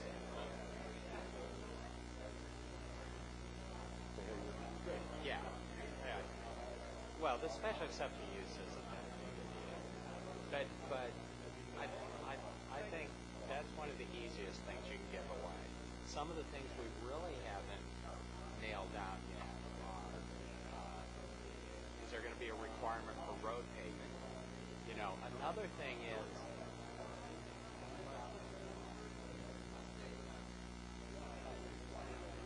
right.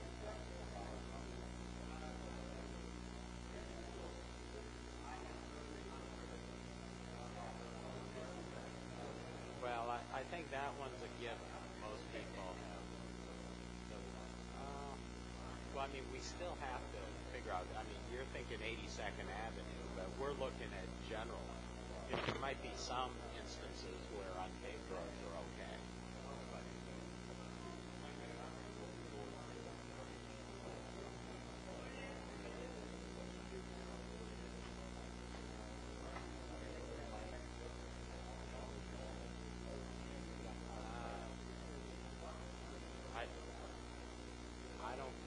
I don't think you're going to, I think that one's a given. I think they're going to. Am I in the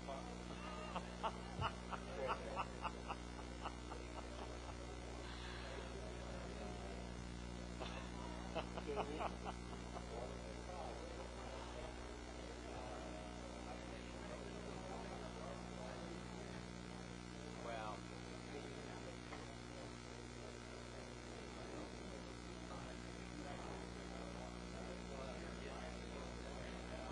but they're going to come out even if it's an administrative permit.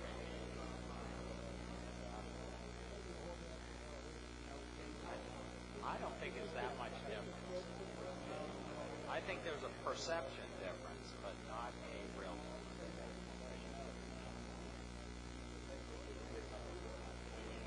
Well, you're going to have to make your case. Yeah. But I think, right. No, we.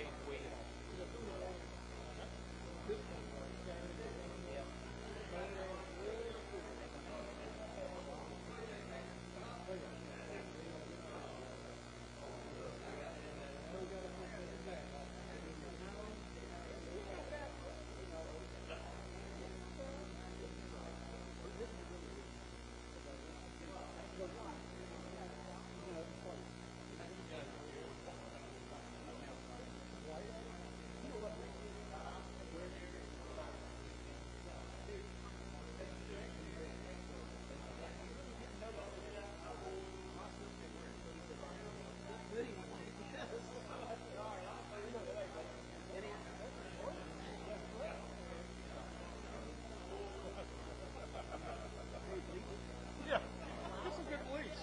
Yeah, I put my name tag on the top of it. Yeah.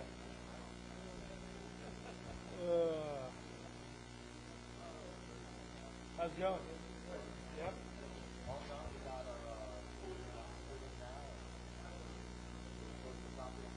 Good.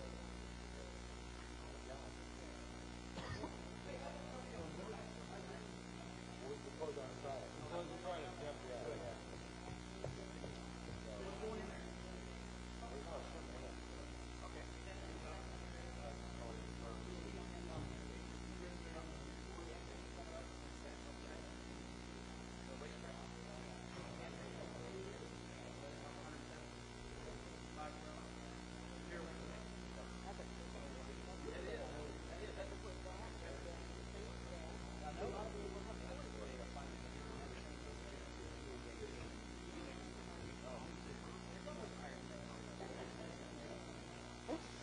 bad guess. That's a bad guess. That's a bad guess. You can get another one. Throw that one out. Walter Winchell. I mean, oh boy. Yeah, that wasn't a guess. Was that a guess or a stab? We got 2 minutes. Don't start it yet. Another minute. Don't start it yet.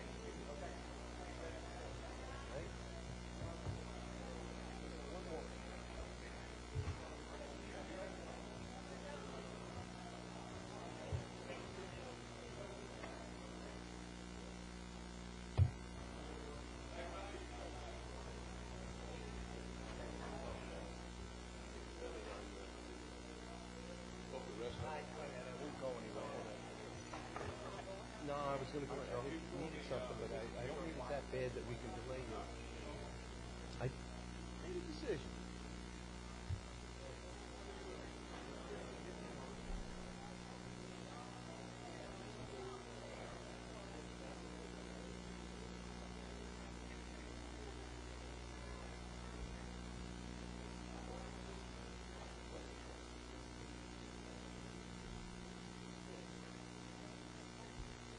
You want it to be. Shoot. If we could come back to order, please. We are going to swear in because this is a quasi. Anyone wishing to speak, please stand and be sworn.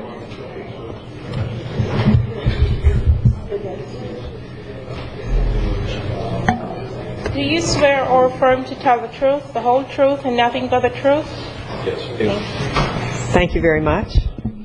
Continuing on, staff have any further information for us? Yes, I just want to, I didn't show you, there's also just 2 more pictures I want to show you with respect to the materials. Okay. What you see on the overhead now again is the picture of what has been reported to be construction-related materials under tarp. There's also another picture that shows some materials up near the fence, which are, you can see a couple of wheelbarrows and miscellaneous rebar and materials. And then finally outside of the fence, there is some land clearing debris. Also you can see some, a chair and furniture, some materials. So I just want to make sure, just for the record, that you see on the aerials the full area of concern. Thank you. Any questions of staff? Just to clarify in my mind, Roland, currently there's no current building permit, is that correct? The only active building permit that Mr. Barton has at this time is for a fence, which he pulled in June. He did have permits previously that have since expired, and he does have, he just last week, I believe, submitted for he's considering reactivating a permit, but that hasn't occurred yet. Okay, and then the container can be permitted, but only if there's a active building permit? There's a couple of steps to it. There'd have to be an active building permit on the house. He'd have to get a temporary use permit through the county. He'd have to meet certain requirements for allowance of having a storage container on site. And whether or not this would meet those requirements, we haven't fully evaluated that, but clearly he would have to have those other permits before it would be allowed, if at all. Okay, thank you. The process is to get the permits and then put the container on. Yes, it's clearly unpermitted, a violation of our permitting requirements presently. Okay, thank you. Madam Chairman. Yes. Mr. DeBlois, the material under the tarp, is that all salvage material, or Mr. Barton has said that that's salvage material from his house that was damaged in the hurricanes of 2004, 2005? Well, 2004, I should say. Mr. Barton would have to speak to that. He is here today, but what I would refer you to is in the backup. There is a letter that this dates back to 2007, where Mr. Barton wrote a letter to engineer David Knight, where he does give what appears to be a summary of the materials, which includes reference to electric wire, PVC pipes, certain old fence materials, 1-inch boards used for construction, various items such as that. Our basic knowledge, again, we didn't look under the tarps in great detail, but based on previous review of this through the code board, we feel that it's essentially some salvaged plank wood material, PVC, and various materials such as that. But again, Mr. Barton's here if he wishes to clarify. Do you know whether or not you can use salvage or used materials in the construction of a new home? For example, 2x4s with nail holes in them. I think in the past review, a lot of the discussion has been with not necessarily for materials for the actual house, but more on issues of forming, things like to that nature. Thank you. Does any other staff have anything else to add at this point, or any more questions of staff? I just have one additional thing to add, Madam Chairman. This matter has been on appeal for more than a year. Mr. Barton has not filed his initial brief yet. He's getting extensions and extensions. His latest filing is a motion to add this matter to his appeal. It's not a separate appeal. The court has not ruled on it. So as far as anything else is concerned, he has appealed it. There's been no brief filed on his behalf. Thank you. Mr. Barton, would you like to speak to us? I have a lot to say. The question is how short we make it. First thing is, Commissioner Wheeler, I take up, I guess you would say, I don't agree with you on comparing a mobile trailer to a steel shipping container. There is certainly a huge difference, and you should know that. In reference to why I'm here today, this is strictly a political charade. And the question is how much we want to get into it. The only person that doesn't know all the details of this is you, Chairman. For 2 years I've been asking to meet, my wife and I have been asking to meet with you to discuss the situations out at Surfside, and you haven't found it convenient to meet with us. As far as the 3 ways to cure this, there's a 4th way that I'll mention to you later that the staff just decided it wasn't convenient to talk about. In reference to the appeal, both of these orders have been legally appealed, and just because Bill has said that the court hasn't accepted it, the court automatically accepts the appeal unless there is an order that denies it. And I've seen no motion to deny it, so therefore it has been legally appealed according to the state of Florida code enforcement regulations and rules. As far as the building materials on site, are they new materials? Are they 2x4s with hole nails? The majority of these materials are materials that I bought and was going to use to repair my house between Hurricane Francis and Hurricane Jean. The materials were mainly in the garage, and they were mainly there to do the repair work. We did not know that we was having a Hurricane Jean after Hurricane Francis. My house was repairable after Hurricane Francis, but when Hurricane Jean hit, before the major repairs could, actually just basically started, repairs could be done, the house was totally destroyed, which everybody I'm sure is aware of that. So I think that clears up the building materials. I'm getting a little out of order here, but as far as this trash and debris, I don't know, hopefully you haven't forgot that about 1.5 years ago, the county contractor, Great Lakes, came pleading to me that they had no access to get on the beach to be able to do the beach nourishing project. And I did not agree with the beach project. I've made that on record before. I do not agree that we should be spending county money on sand for the benefit of a few people. I'm the only person on the beach in this last, I think it's almost 3 miles of project, that did not allow sand to be put in front of my property. I would not sign an agreement. I would not sign a easement to allow it to be done, and I refuse to have the sand. And I don't know that that's been made public record before, but it is now. And you can check with Jonathan Gorham, because he wanted me many times to sign the agreement, and I refused to sign it. Now,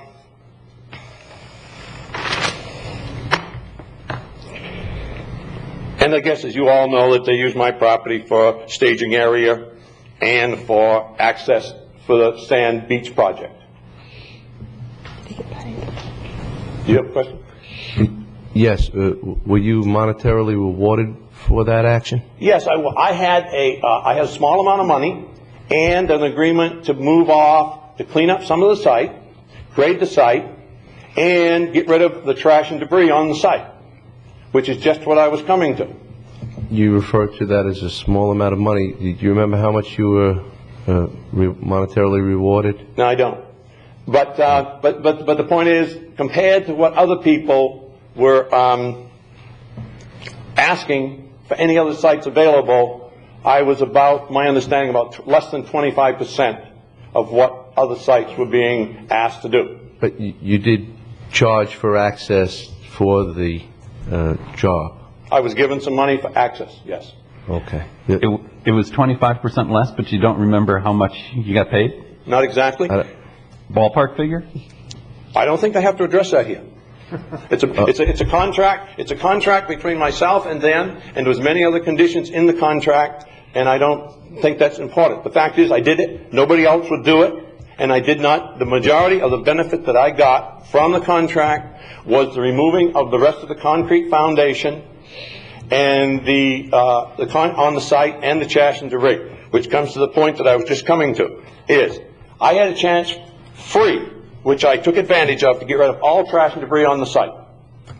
They removed it all free for me. I paid nothing for the dumpsters. In fact, they even helped load most of it. And so anyone that could get rid of any trash and debris they had on the site free, why would you keep it? And I didn't. I got rid of it all. You have another question? Commissioner. No, when you're finished, I intend on asking Joe Baird to find the figure that you were paid for that action. It was not, it was not disclosed. Not disclosed? Nope. We So tried to, 25% of an undisclosed amount you were rewarded for, and this wasn't just out of the kindness of your heart to give access for the project. I can assure you that what little money I got was a small percentage of what it was worth compared to the overall project. But the main thing I was interested for, and I'll make no bones about it, is what they gave me for cleaning up the site, particularly the foundation and the piers for the house. See, the house had some piers under it that were down quite deep. They had big, heavy equipment there. That it worked out well for them because they had downtime from the beach project. They had big equipment there that would be very difficult to afford to bring in. They had men standing around not doing anything, and so they took and spent a lot of extra time and money taking out a lot of the concrete stuff that would have cost me, I'm sure it would have cost me $25,000 to have done on my own if I could have got it done for that. Plus, I'm sure that, I don't know what the tipping fees would be for the dumpsters. That was, I didn't pay for any of that either. So that would be worth quite a bit. So I probably got, I don't know. I'm publicly saying I probably shouldn't say what I think I got. No, and if you're reluctant to do that, I can understand that. I just want to know that, do you feel that it was fair and reasonable by the county for what the work that was done? Well, the county didn't pay for it. The private contractor paid for it. Okay. But was it fair and reasonable? Of course, on my side of the fence, it's easy to say I don't feel that way, but yes, I did. I entered into the contract and the deal, and we finished it. The beach project got done. It took 4 months, and I would say, yeah, we both lived up to our contracts, and I'd have to say it was fair. Thank you.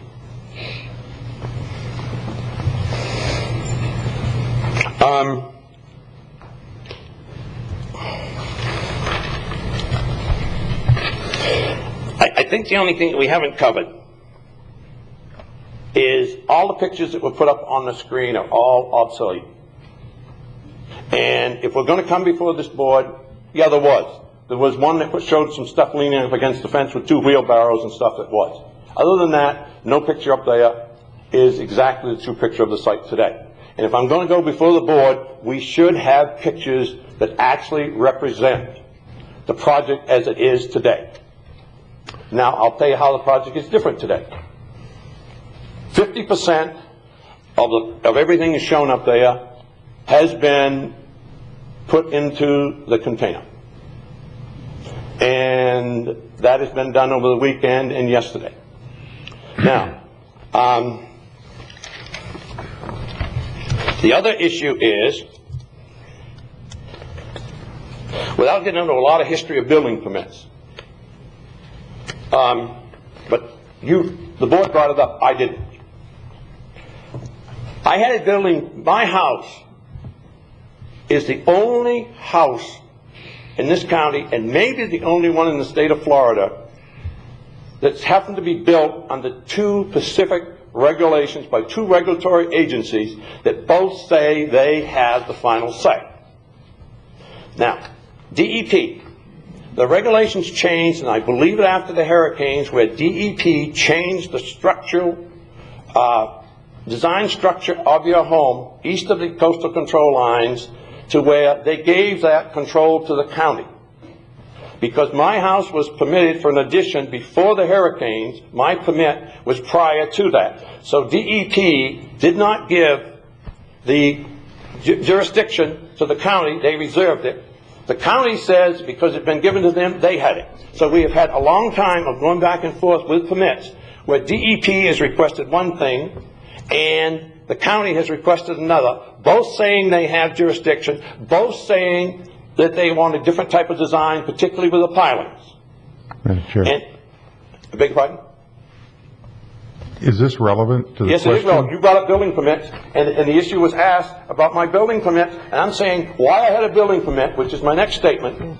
My next statement is I had a foundation permit given to me last August, which I finally got both departments to agree on the construction of my pilings. But the question here is whether this debris is a health and safety problem or whether it isn't. I don't know what all this other information has to do with this. I didn't bring it up. Well, one of your commissioners did, and I'm addressing it. Well, I'm disagreeing. Are you with telling the me not to speak? No, not at all. I'm just asking what the relevancy is. I'll tell you what the relevance is. The relevance is that if I have the building permits in place, all the materials on site are legal. That's the relevance. And I had a building permit last August, and then all of a sudden, the county decided that I needed to redesign my house. It's called a threshold. Have you ever heard of a threshold residence? I'm one of the first people in the county to ever have a threshold residence. So I had to redesign my buildings, completely redesign it. The county doesn't even have a threshold inspector. And it's a commercial building. That's what I'm being told to design. Maybe only the first one ever done in this county. So now I had to redesign my plans. I just got them submitted for preliminary approval this last week. And my building foundation permit, which hasn't basically changed, has been taken, and my foundation permit expired because of the changes. So we're still working forward on it, plus DEP and the rest of it. So that's how that really starts to become an issue. It's on the foundation thing. And it isn't that I haven't been completely working on it, because I have been. Now, back to the trash and debris again. Oh, by the way, I do have a special use permit pending. You asked that, Commissioner. I've already had it approved. It's already been pending. The special use permit has been on hold for many months, pending the final foundation, the final building permit. May I ask a question? I didn't ask the question, but Roland, on the special use. As long as we're getting a feel of the primary objective here, what are the total amount of liens against Mr. Barton for various violations, and how long a period of time has this been going on in years? There's a separate distinct case that started back in 1997 having to do with Mr. Barton's residence. Ever been settled? It was settled essentially when the house was removed. And how much? The accrued fine was $253,000. And has that been paid? No, it's under appeal. It's a lien against the real or personal property. Right. And so with this $43,000, we're in the neighborhood of $300,000, and basically on and off, this has been going on since 1997 to today. Right, different issues, but certainly code issues. And I disagree with the $43,000, and the $253,000, of course, is under appeal. I think that's apparent. You would have paid them by now. Right, that's right. And there's many reasons I've disagreed with it. We won't bother to get into that today. And we won't get into rehearing some of that. Now, back to how to solve the whole problem. We have the problem that the code enforcement can't tell me what materials today I'm allowed to have on site. I met with Roland about this last week and asked him. He sent me to the building department. So I go to the building department and I talk to the building director, Buddy Elkins. Buddy Elkins says we don't have anything to do with that. That has to do with code enforcement. So what I've done is over 50% of the materials have been loaded into the container. And I'm going to continue to load the rest of it in. And it'll all be done within a couple of weeks, subject to one condition. And that is that somebody decides who has jurisdiction or who can tell me what I'm allowed to have for materials on my site today and come out with me and say, we agree with this, we agree with that, and whatever it is. To this point, the two departments, there's a building department and a code enforcement, neither one says they know, neither one says that they have jurisdiction, but yet we just keep going on. So I think it's time that the departments themselves stand up to the plate and say, Mr. Barton, this is what you can have, and this is what you can't have, and this is what you've got to remove. Instead of bringing me in front of you people today and saying, trash and debris. Trash and debris. Yes, I got a chair and a little bit of dry stuff that sits on the edge of the property. Maybe the two wheelbarrows can't legally be there, but I'm not sure about that. I think you can have a couple of wheelbarrows on your property. It's taken you 18 months to get a container to remove the debris since this first came to light. No, it hasn't taken 18 months. Well, it was March 26, 2007. Yep, but you're wrong, Commissioner. I'll tell you why you're wrong. Or maybe the backup material's wrong. That's what I'm No, I'm going to tell you why you are wrong. Okay. You're wrong because I had a building permit that made it legal starting last August. And that building permit is good. And the reason that I couldn't actually, I did my layout for my foundation. I did my surveys. I did my temporary electricity. I had DEP come and do a final site inspection. That was done. And the only reason that we're here today and those building materials are an issue is because they changed the conditions of my building. Halfway down the road, they said you are no longer a residence. You are now a commercial residential building.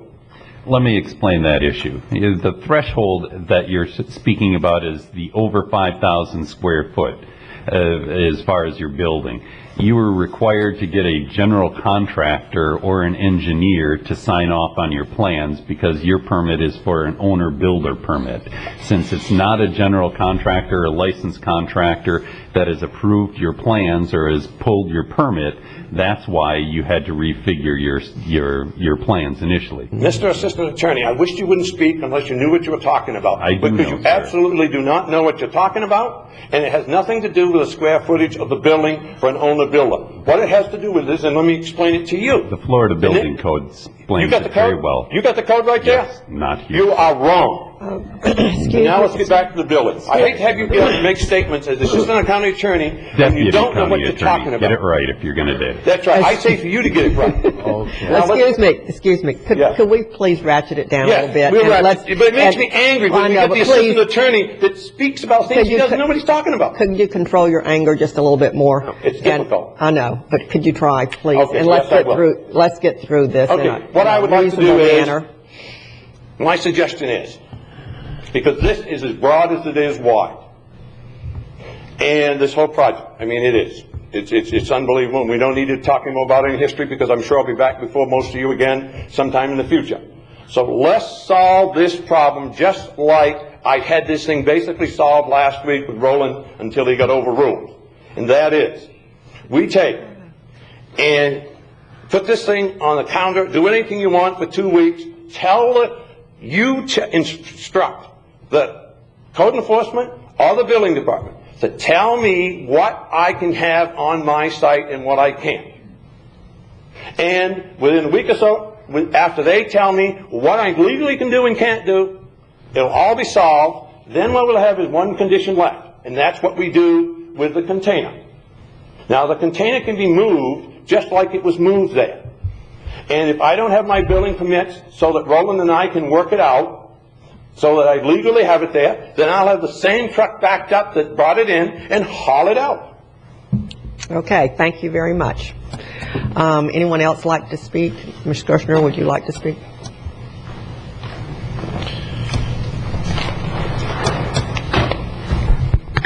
Hi, I'm Cheryl Gershner. I live next door to the property in question at 2035 Surfside Terrace. And essentially, I think, though I missed the full staff recommendation, I think I agree and hope that you go with Roland's recommendation, that this property be cleared off. The materials that Mr. Barton talks about as building materials have been out there, as you noted, for a number of years, and anything that was in that stack of stuff would probably not meet code as code is written today. And it is, as far as speaking of him being thwarted by the system and the codes and the regulations and so forth that don't serve him timely, I'm a realtor. I know of numerous houses that have been built, completed, people have moved on in the period of time that Mr. Barton is speaking of. They built whole houses, not with his particular type of build, with a swimming pool on top and whatever else this monstrosity is going to be. But they do accomplish the task through the system as it exists. No one else seems to have this difficulty. Our problem on Surfside Terrace is that we've suffered through these numerous delays. I can see, again, Mr. Barton is asking you to table this, give him time after he's again violated your process, I suppose, is what we're talking about. And now, of course, he wants to make a deal with you, another deal. And this isn't acceptable, I don't think, to you or to the rest of the people that live on that street. No deals. You don't negotiate these things. You follow the process and you obey the rules and you pay the fines, and no one has these complications that other than Mr. Barton, and I think one other person that y'all cited several weeks ago, and he has in the interim complied. I think it was in Bureau Highlands or someplace else where there was a job site that was questionable. Y'all enforced your codes, and the gentleman complied. It was done. So I don't know what the complication is. I would not represent what's under those tarps as building materials, the way they are stored. And I didn't see 50% improvement in the site last night. Maybe. I don't know. I'm sure someone will be out to look at it and determine if that's been done. But the bottom line is the container isn't permitted. There is no active permit to warrant any kind of building materials. So you don't get to say that these are one type of materials and this is for that and this is for that, because there's no permits. I mean, it seems simple. Am I correct? I'm correct.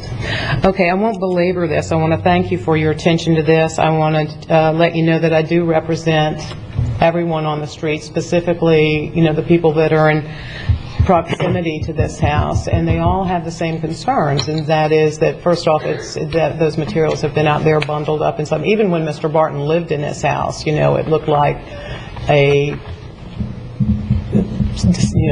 site that was never complete. I don't know what he has going all the time, but always something, it seems. But I would respectfully ask that you follow recommendation of staff and clean this job site up, or whatever we're calling it. Thank you. Thank you.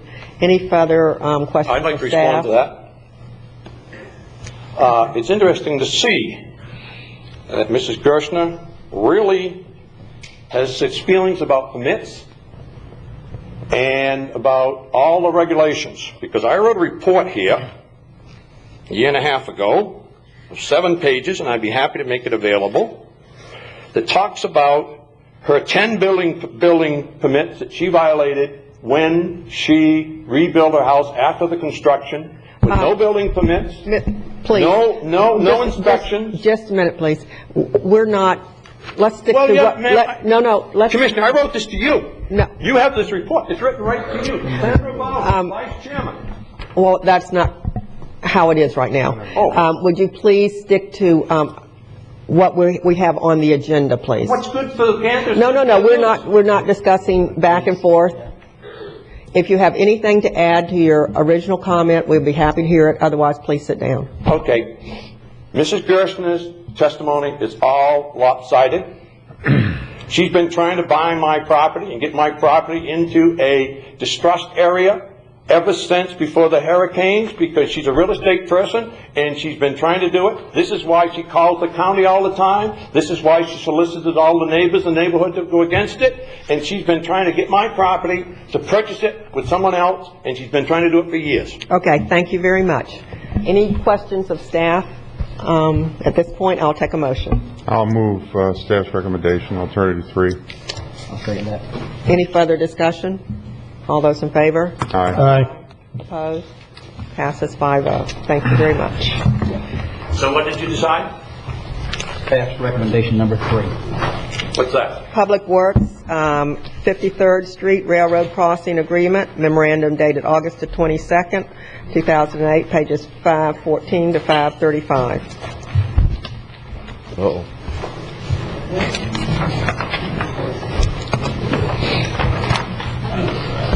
So we have that. T3.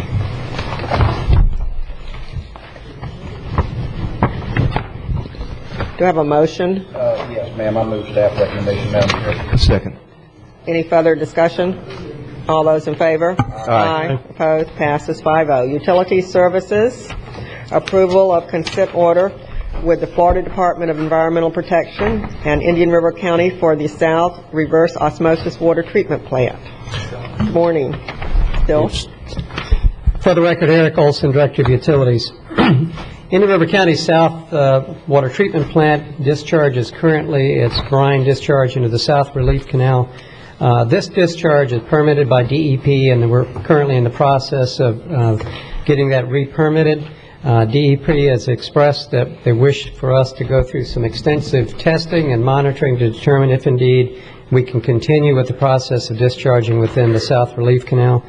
In order to allow us to continue doing this over the next 3 years, subject to one more possible extension, they want to enter into a consent order, which is just a process of permitting. So staff is seeking approval for... May I have a motion? Move staff recommendation number 3. Second. Any discussion of this? All those in favor? Aye. Thank you. Passes 5-0. 129th place, a portion of Indian River Acres Petition Water Service, Indian River County Project Number UCP 2953, Preliminary Assessment Resolutions 1 and 2. Dan. I'll move resolution 1 and 2. Second. Any further discussion? All those in favor? Aye. Aye. Thank you very much. County Attorney's Matters, transfer of responsibility of completing sidewalks in Oak Hollow Estates subdivision, developer to POA. Thank you, Madam Chairman. Commission members, this is a request that came from the developer to transfer the responsibility for installation of the remaining sidewalks in this small subdivision of Oak Hollow Estates to the Homeowners Association. What the developer would like to do is to, since the project is done and the only thing that remains are just the completion of the brick paver sidewalk, like to go ahead and deposit that money with the Homeowners Association, and then as the remaining lots in the subdivision are built out and completed, the Homeowners Association would then have the responsibility for making sure that the sidewalks get completed. Staff recommends this because this is one more subdivision that engineering staff and budgeting staff will not be required to monitor. It puts the responsibility for completion of the sidewalks on the backs of the Homeowners Association. Madam Chair? Yes. I see where everybody's agreeing to this but the Homeowners Association. The Homeowners Association has agreed to it, and I've got the contract here in front of me. Mrs. Duraco from the LLC is here and has provided that document to Do we have anybody from the HOA here? I think Ms. Duraco is here on behalf of the HOA, as she owns lots in the subdivision. Do we have any paperwork on this?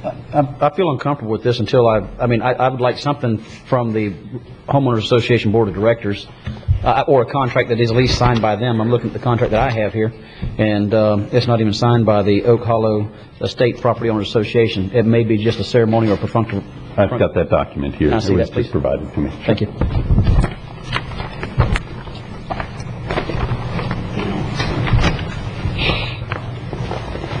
And looking at this, it's the same person that is also the developer that is accepting this, if I'm not mistaken in reading the signatures correctly.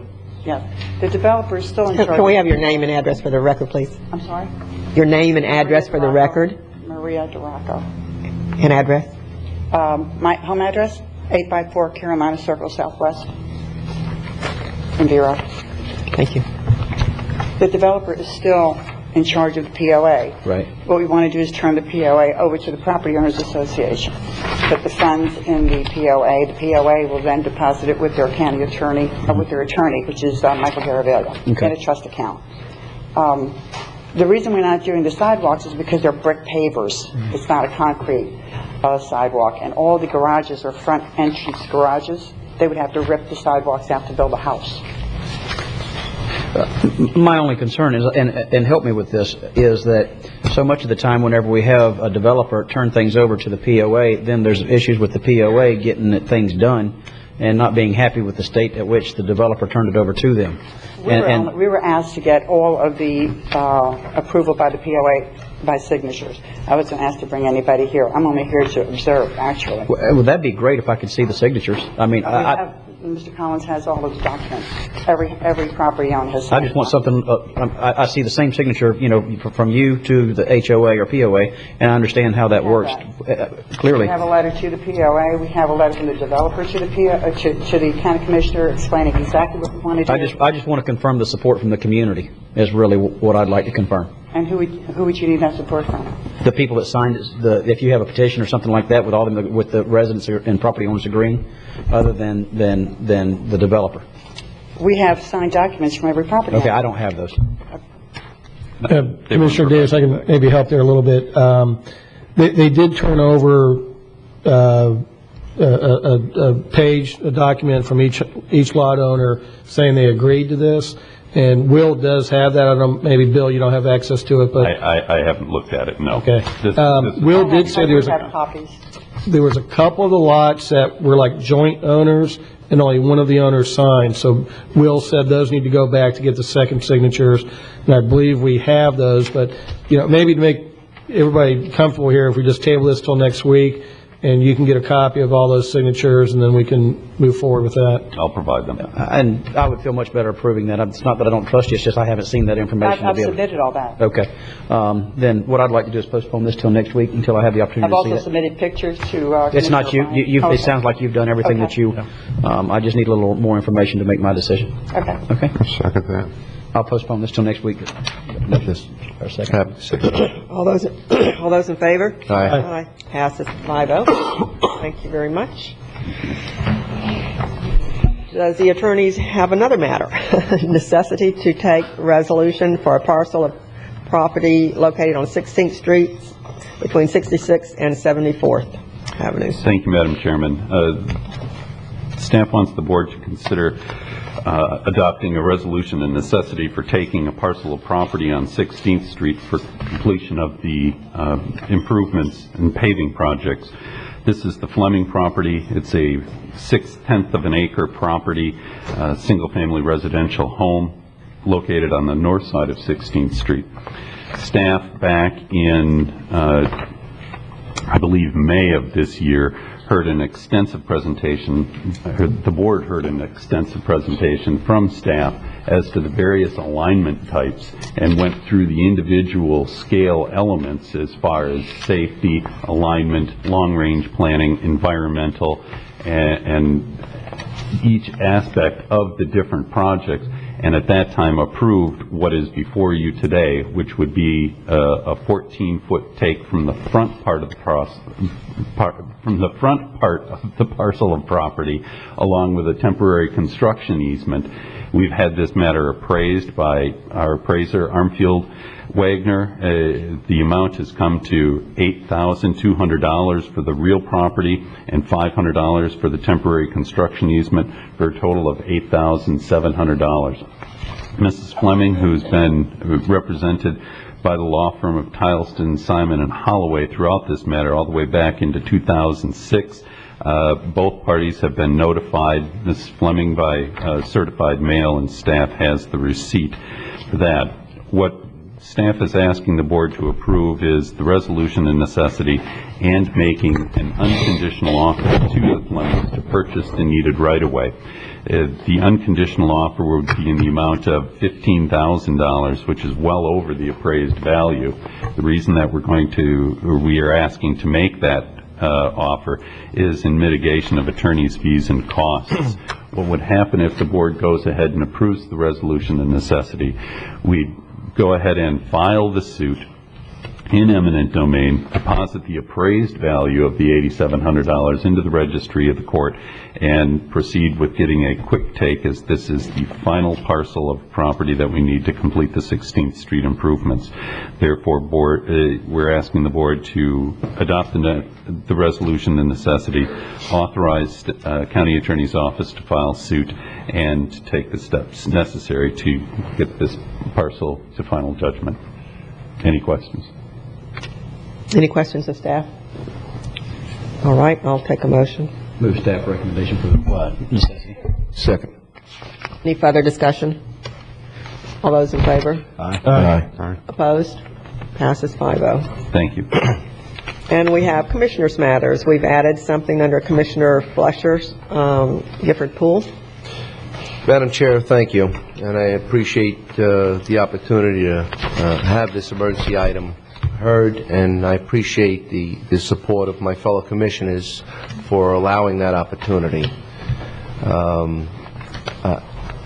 I feel very compelled that this is an emergent matter, as tomorrow we'll be finalizing the budget.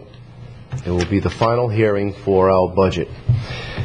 This has been a very challenging year, and it most certainly began to be very scurrilous as the January 29th vote, I believe 15.6%, $15.9 million had to be shaved from the budget, and I want to thank Joe Baird, the staff, and all the constitutional officers for doing their part to assuring that we did not have to reduce the amount of firefighters and law enforcement and emergency service personnel, the paramedics that serve you. We did not have to reduce those numbers.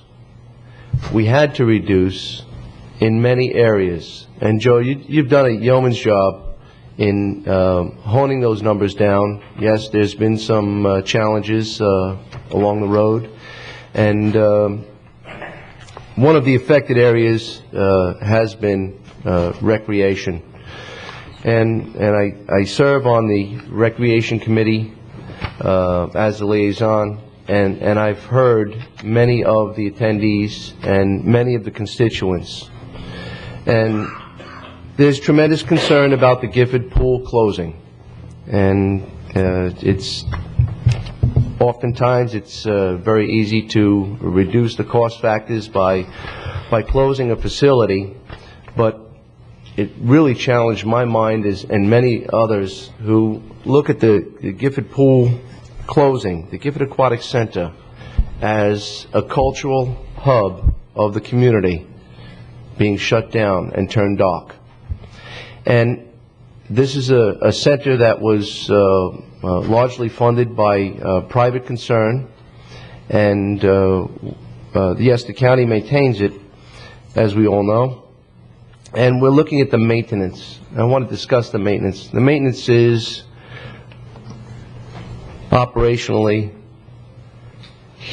the chlorine, the manning, the electricity. There's a lot that goes around or about the maintenance of the Gifford Aquatic Center, and it's well supported by many of the attendees. Yes, there are some challenging months. The pool has gotten cool because it's not heated, and that might have something to do with the attendance. And yes, during the cooler months, we do have a reduced attendance historically, which I've reviewed. But many of the cost factors in operating the pool are fixed costs. We need to continually have the pool operating, pumped, manned for security reasons. We have to have it chlorinated. And the pool exists, and it's part of one of the more positive things that happen in our community. With that being said, I've discussed this with you, Joe Baird, and had Jason Brown come up to the office as well and discuss some of the numbers on how we can address maintaining this cultural hub in the community. And I really am anxious to keep this pool open. I don't want to see the youth of this community and some of the older youth, the senior youth, to be able to suffer from the challenges in this this decision on the budget. I most certainly would like to see the opportunity for the pool to be maintained even on a limited basis. And I'm appealing to my fellow commissioners in looking at this and having had the opportunity to have Joe and Jason to present numbers. They had several proposals, and one of the proposals, I believe, if I don't stand corrected, is about $21,038 difference from operating the pool, supplying the chlorine and the electricity and the other fixed costs, and the difference between keeping the pool water static so that people can stand outside the fence and watch the water as it lays flat, or allowing the pool to be open for a limited time, but a time where we can have recreational activities and support many of the things that happen at the Gifted Youth Activity Center and throughout this community by having that pool open. And I believe that the proposal, or one of the least costly items discussed, would give the most significant impact on the areas or the times where the pool would be most likely to be utilized. Was the proposal which bared Monday through Friday, 1:30 p.m. to 5:30 p.m., a 4-hour gap, which I believe that many of the constituents are agreeable that this would yield a tremendous benefit to the community. I have discussed some of the options, or the option of maintaining the pool open, and I have a firm commitment from the community that they will do their best to utilize this pool. If this pool is maintained and kept open, that they will attend it and maybe raise those numbers of the revenue and even reduce that $21,000 down to a lower number. So you're just saying Monday through Friday, not on the weekends?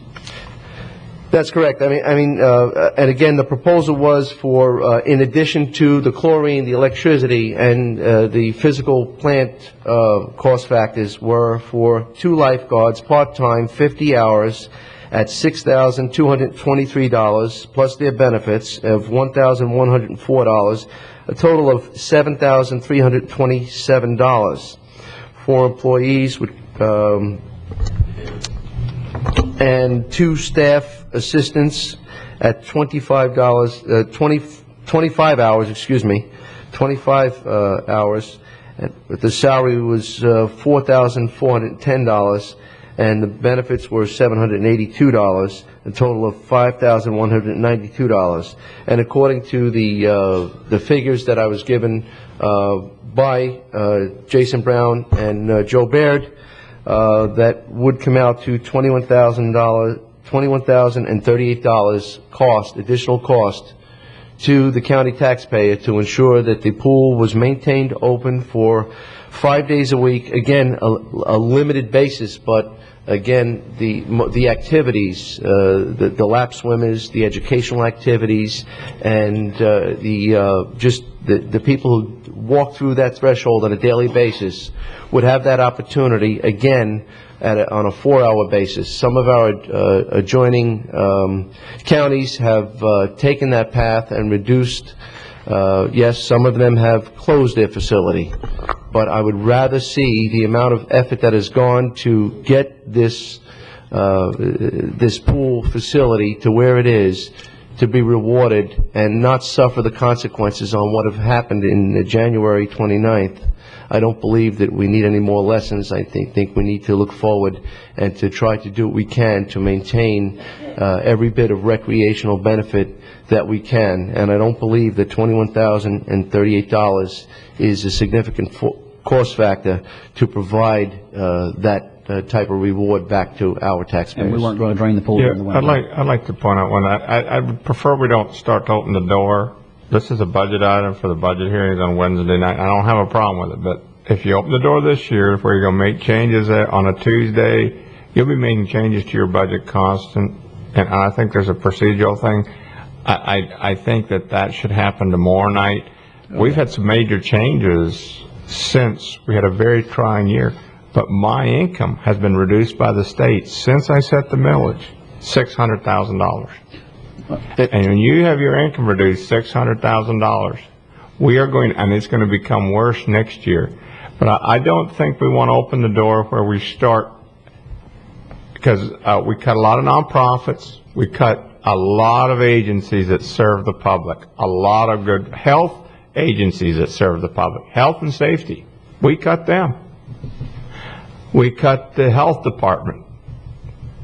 We cut a lot of major agencies that serve health and safety because we had no choice. But the one problem I have with doing it at this meeting is that we do have a scheduled budget hearing. I think it's a fair playing field on tomorrow night at 5 o'clock. I think procedurally that's a better way. I think you have to look at the whole picture. I think you're encouraging people to start coming here. You're going to ruin your process. I most certainly did not encourage anyone to come here today. It was my anticipation to discuss this tomorrow, and I'm just a bit concerned that that window of opportunity is narrowing, and I also am very concerned that 7 to 8 months of pool closure will be left in the balance, and I'm not inviting any others to come forward. I'm not inviting any other of the cuts to be reversed, and I believe that I've consistently discussed the pool with you and others, and I believe that I have a responsibility to bring forward the wishes of the Recreation Committee and my constituents, and many constituents who are not in that district that express that same wish. And I believe that $21,000 is a far cry from the originally discussed $88,000. I believe it's not to coin Mr. Barton, but it is 25% of a known number.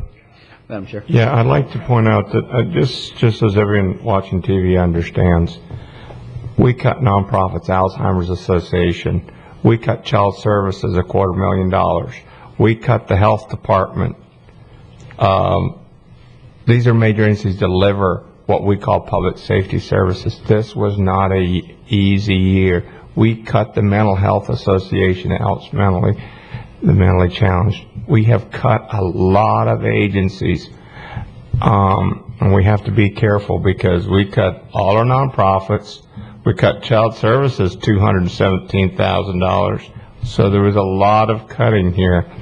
And I think we just have to be careful to do it piecemeal like this. Tomorrow at 5:01 is a budget hearing, and I think that's when all should be discussed. Yes. I agree with what Mr. Barrett's saying, but I think I appreciate the heads up by Commissioner Flesher on bringing this to our attention. If it's something that he would like to discuss tomorrow, there's really no other way other than, tomorrow blindsided. So that's kind of why I voted to let him discuss it today, to bring it up and that way I'm halfway prepared for tomorrow. In all the years that I have served and budget hearings and everything. I have never, including the school system and the city and the county, on the last day, changed.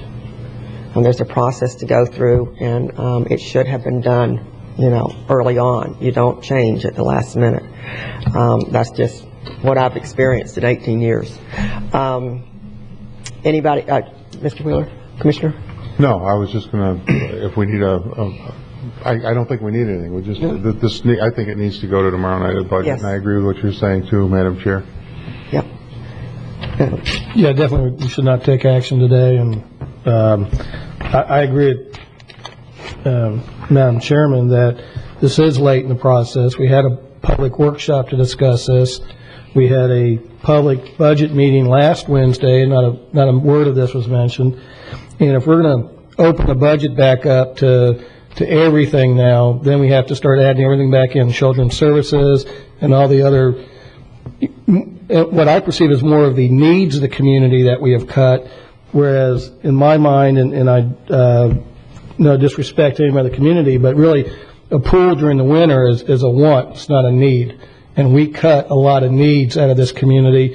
And I think also we heard the voters very clearly in January, they want their taxes cut. And with that, we all have to pitch in a little bit, and this is where we all are sitting. So if we're going to open everything back up, then we better be prepared to be here all night Wednesday night, because we'll be adding a lot of things back in for discussion if we're going to do it at the last minute like this. Okay, our public hearing is Wednesday at 5:01 or 5:30? Right here, yeah, tomorrow night at 5:01, right here, and that's when everyone has an opportunity to be heard. Okay. Thank you very much. Oh, okay. Yes. We're really not opening this up, but I'd be delighted to have you speak. I'd just like to make a couple of statements. My name is Godfrey Gibson. I live at 413657 Court. I understand this is a tough year.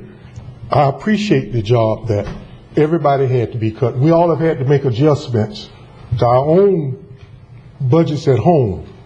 But to put all of it on the back of this, we've had this discussion once before here. There's Mr. Crawford sitting back there. We are supposed to be in this thing as a joint thing of being negotiated. And from what I can understand, he was supposed to go back and bring some proposals. And when I asked the last representative, had he come back with anything different, he hadn't done so.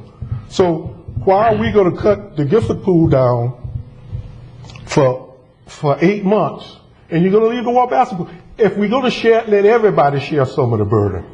Why is that one so? And that was our taxpayers' money who built that one, and this one was privately built.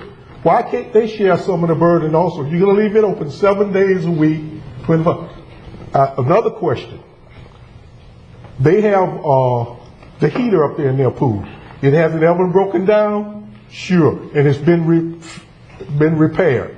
We have never had that one to operate correctly. So that's some of the use there. So let's do some equity in this thing if we're going to cut. I know we can, there may be some other plans that we will, I'm willing to share that we need to maybe cut. But don't cut us 8 months and leave them open 12. Let's get some fair and equal playing grounds here with that. And if Mr. Crawford is the liaison between the county commission and Joe Bear, if this is a negotiable thing, we should be in on the negotiation when these things are, not having to come at the last minute to know these things. This was done, nobody know it. So that's all I'm asking. We understand that there may have to be some cuts. Everybody understands that. But let's get some equity in this thing. Don't cut us for 8 months in our area and leave the other one and some of the others open for 12 months. Let everybody share the burden if it's going to be shared. Thank you. Thank you. Please. It's a business meeting, please. I think that we need to hear this tomorrow night, yes. and part of it is, and we'll go over that, and the numbers of participation and things like that, and those are things we have to look at. They're not easy, not decisions we want to make, but we had to make, and I think tomorrow night's the forum to do that. Right. We have no, we have no backup material up here at all, and I don't want to get into this. Tomorrow night is the appropriate time, and I invite you all back tomorrow night. Okay, continuing on with this meeting. Let's see, where are we? Emergency Services District, approval of minutes, regular meeting July 1st. Approval. Second. All those in favor? Aye. Approval of minutes of regular meeting July 15th. Move approval. Second. All those in favor? Aye. Aye. Passes 5-0. Invitation of Johns Island Golf Club for staff to participate in a public safety day golfing outing. Move to approve. Second. Any discussion? All those in favor? Aye. Passes 5-0. Solid Waste Disposal District approval of minutes July the 15th. So moved. Second. All those in favor? Aye. Passes 5-0. Approval of minutes August the 19th. So moved. Second. All those in favor? Aye. Passes 5-0. Public hearing to amend SWDD rate resolution for contaminated soils. Move to approve, Madam Chair. Second. Wait a while. We need a public We hearing. need a public hearing, please. Yes, staff. Have an indication on how it's going. Yeah. Good morning, Himanshu Mehta, Solid Waste Disposal District. Staff recommends that you open a public hearing to amend SWID rate resolution for contaminated soils. Thank you. I open the public hearing. Anyone wish to speak to this item? Seeing no one, I close the public hearing. I'll take a motion. Move to approve staff. Just a question for Himanshu. You did put the changes in here that it's only locally generated soil, and there is a daily limit. Yes, that we talked about last time. We did put in that the soil must be generated in Indian River County, and related to a specific limit, what we put in there is that it's going to be determined on an as-needed basis, so that's how we're going to factor that in. Okay, good. Thank you. Move staff recommendation. Second. All those in favor? Aye. Passes 5-0. Environmental Control Board, approval of minutes of May the 6th. So moved. Second. All those in favor? Aye. And release of lien, Oscar Ross Environmental Control Hearing Board, case number 0386 and 25896. Move staff recommendation, Madam Chair. Second. All those in favor? Aye. Passes 5-0. Meeting is adjourned. Thank you very much.